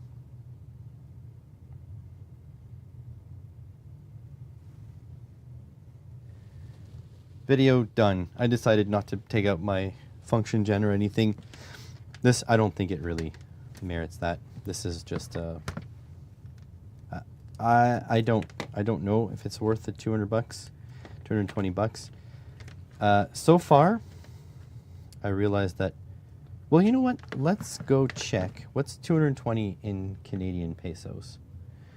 Let's go see if we can find something I would like better than this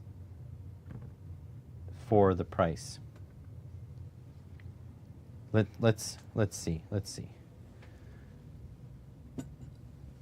So first and foremost, screen. So 220 USD to CAD. So 300 Canadian dollars.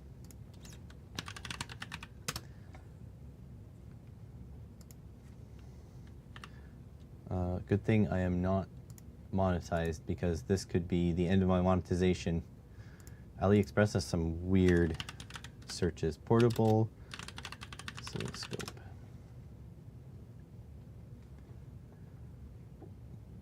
Okay. I don't know if it's actually 120 megahertz.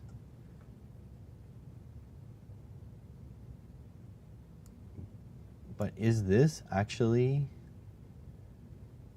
very similar for 62 bucks?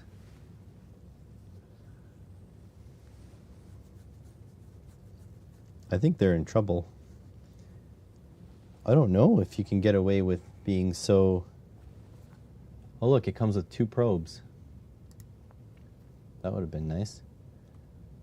So first of all, let's just eliminate these guys. That, I think, is too small. The screen is going to be absolutely tiny. So, yeah, I think... Oh, look. It's a 2-channel. And we have to pay the higher spec one. Oh, it's only $4 more for an extra probe. So I think those are too small. But let's see, like...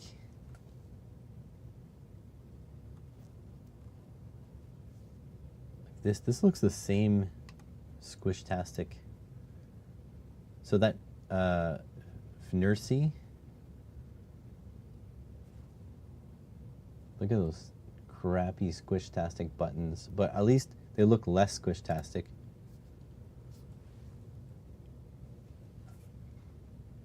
So I don't know what the specs of this thing are, but for the price,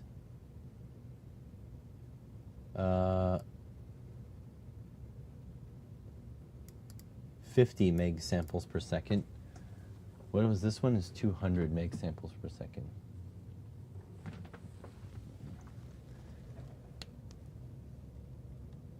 Finding it hard to find stuff that's more expensive. Oh, look how fancy this is. New Blue Russian. Okay, New Blue English.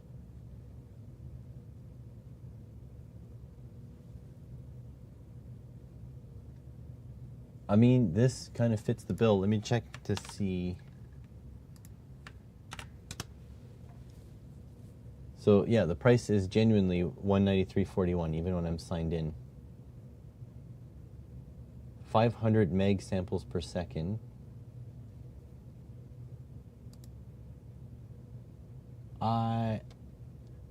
Is it possible that that we found something?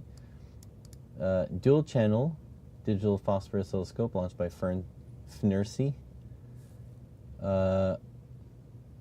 500 meg samples per second, 180 megahertz bandwidth. Just these tiny screens, though.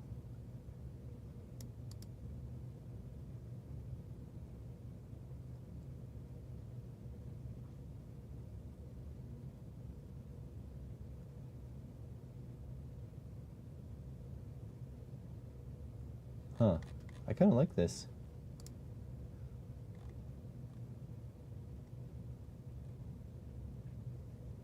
That's a nice handheld.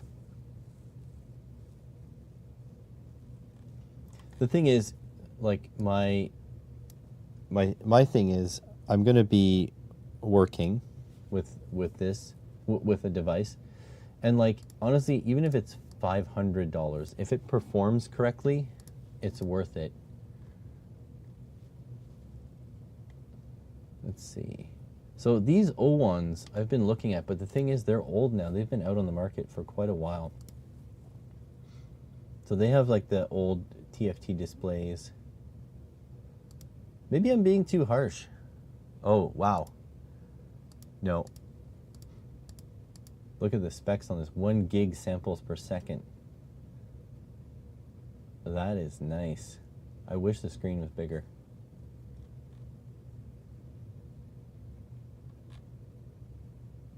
I've got this one. Wait. Mine's a 1041? 1041, yeah. I've got this one. I have a VDS also, I don't know which one.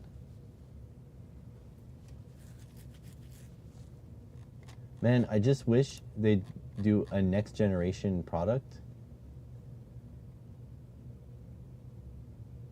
because I want this, but I want a bigger screen.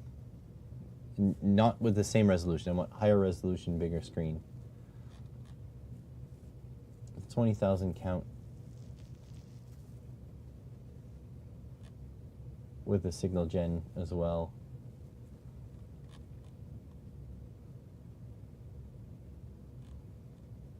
Oh, with 18650s. Oh man, company after my own heart.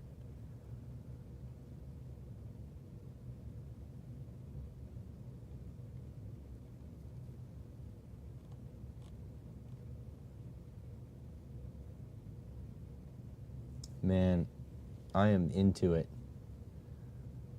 Oh, it even has a calibration signal. Why doesn't this thing have a calibration signal? They had room under where the USB is.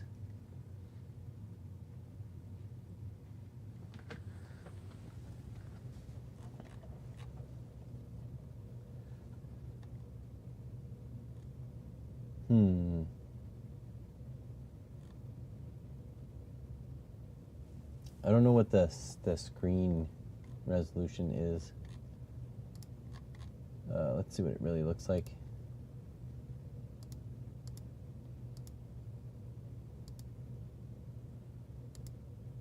I mean, it looks nice.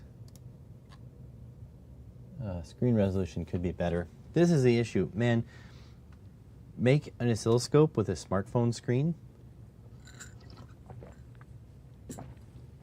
Like, watch this. Let's go Pixel 3 screen.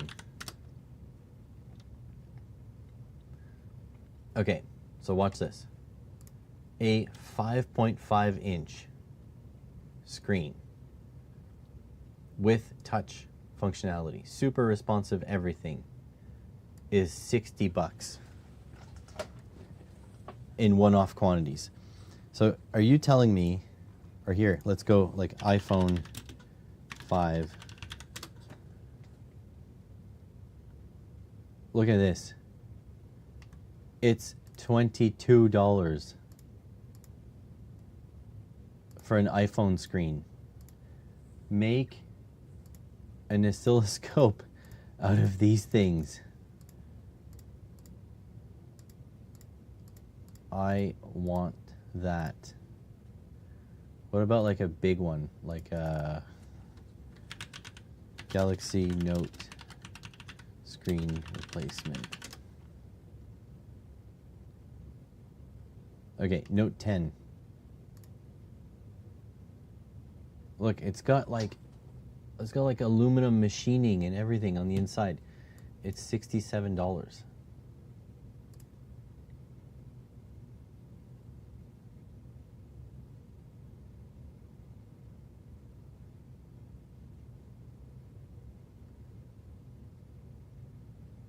So it's a super high quality display, and in one-off quantities. Make an oscilloscope with this, please. God, these are nice screens.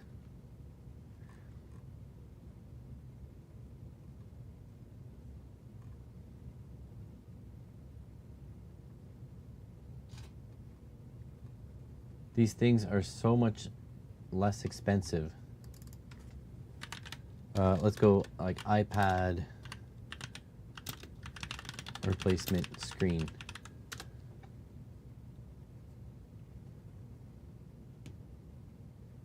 For iPad 2?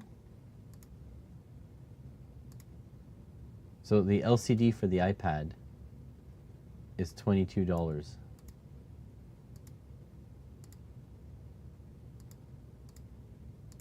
So let's say with the bezel, it's like $27. God, I wish I was a coder and could get these to work. I would love that. I would love to be able to design a driver that uses like an iPad screen.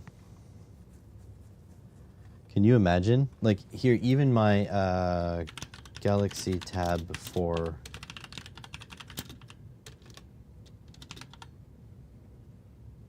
Can you buzz off, please?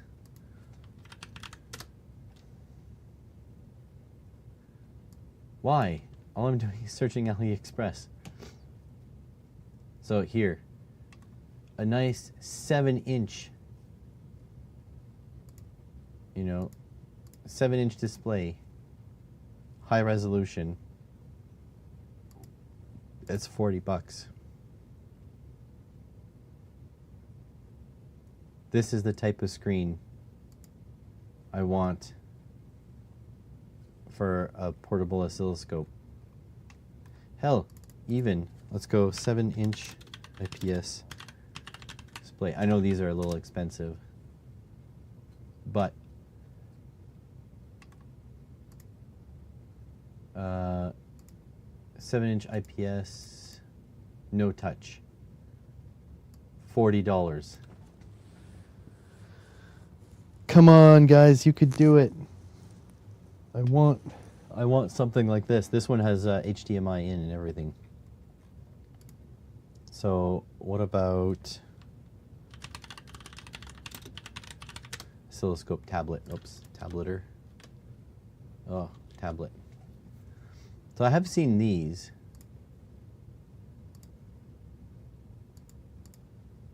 I wonder what the resolution. So 800 by 480. I mean, if it's actually 1 gig per second sampling, I would probably want that instead. Is there a like Android oscilloscope?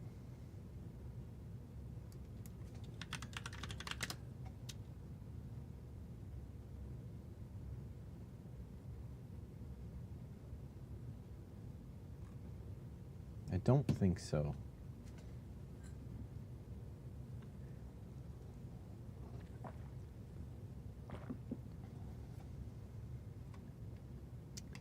What about this one? $700. Oh, it's a Handtech.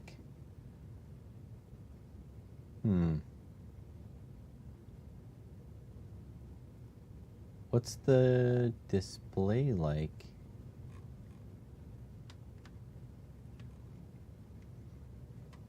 They usually brag about the display.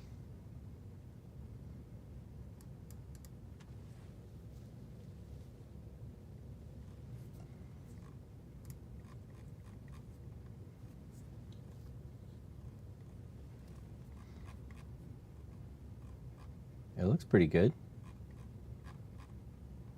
It's a 4-channel?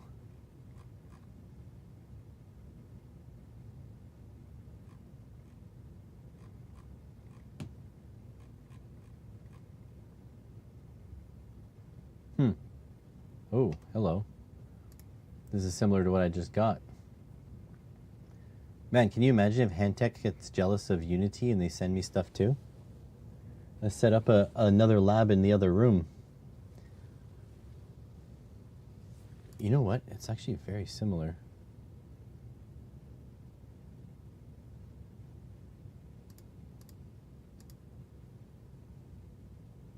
I don't know if I'd want to get this shipped from China though. It's going to weigh a shit ton. Thinking. But yeah, I wonder like what it would take to get these things. 01 HDS 727S. HDS 727S.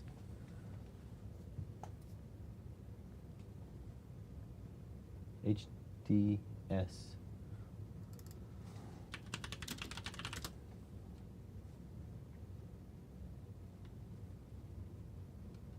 Is it?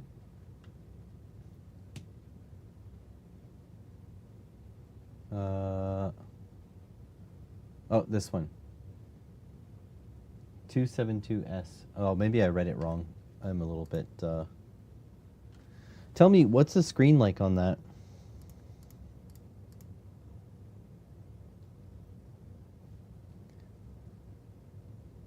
Because the screen is no bigger than this than this guy right there.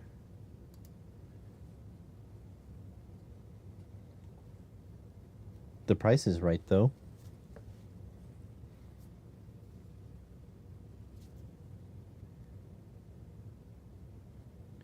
What is the sampling rate? 250 meg samples per second. Small, of course, good enough for me. 2-channel. Okay.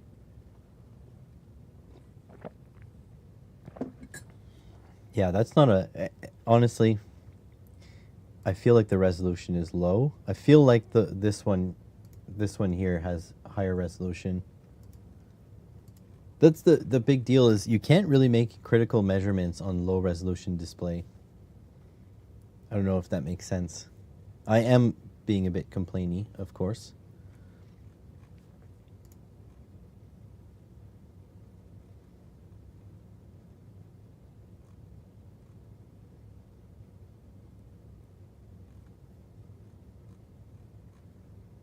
I do love the 18650 though. That is the way to go, man. Rechargeable devices that use internal LiPos, I'm not a big fan of. I mean, I can open it up and change it, but the average user can't. Like, if I go visit my in-laws, for example, and they have a gadget that won't turn on anymore, I can't just, like, order one from Amazon, right? 18650s is so the way to go for embedded things. It's just such a standard size.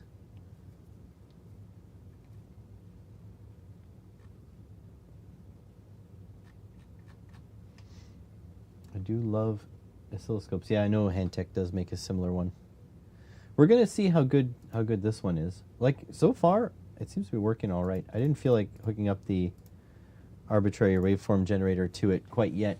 I need to get on, probably today, I'll end up doing some recording of the Unity stuff, because I really need to get it set up on top of my workbench so I have better access to it. The Unity stuff is so nice. I really need to have quick access to it. Because that's a barrier to entry, right? When stuff is not ready to go. Oh, interesting. They have their sales rep as their store logo.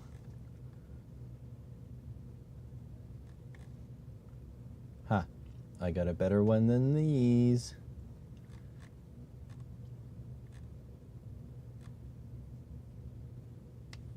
Coolies. Well, anyways, I think that's going to be it for today. The Voron kit was supposed to be in yesterday, so until it comes in, I don't really know what to make of that. So yeah, maybe stream tomorrow, maybe stream all week. We'll see. I really need to do some work to set up stuff to record during the stream. Like, I can do the Unity like first looks with you guys, but I need to put a webcam like facing down here. So we'll see about that. But anyways, that's enough for today. Have a good one, folks. Thanks for watching.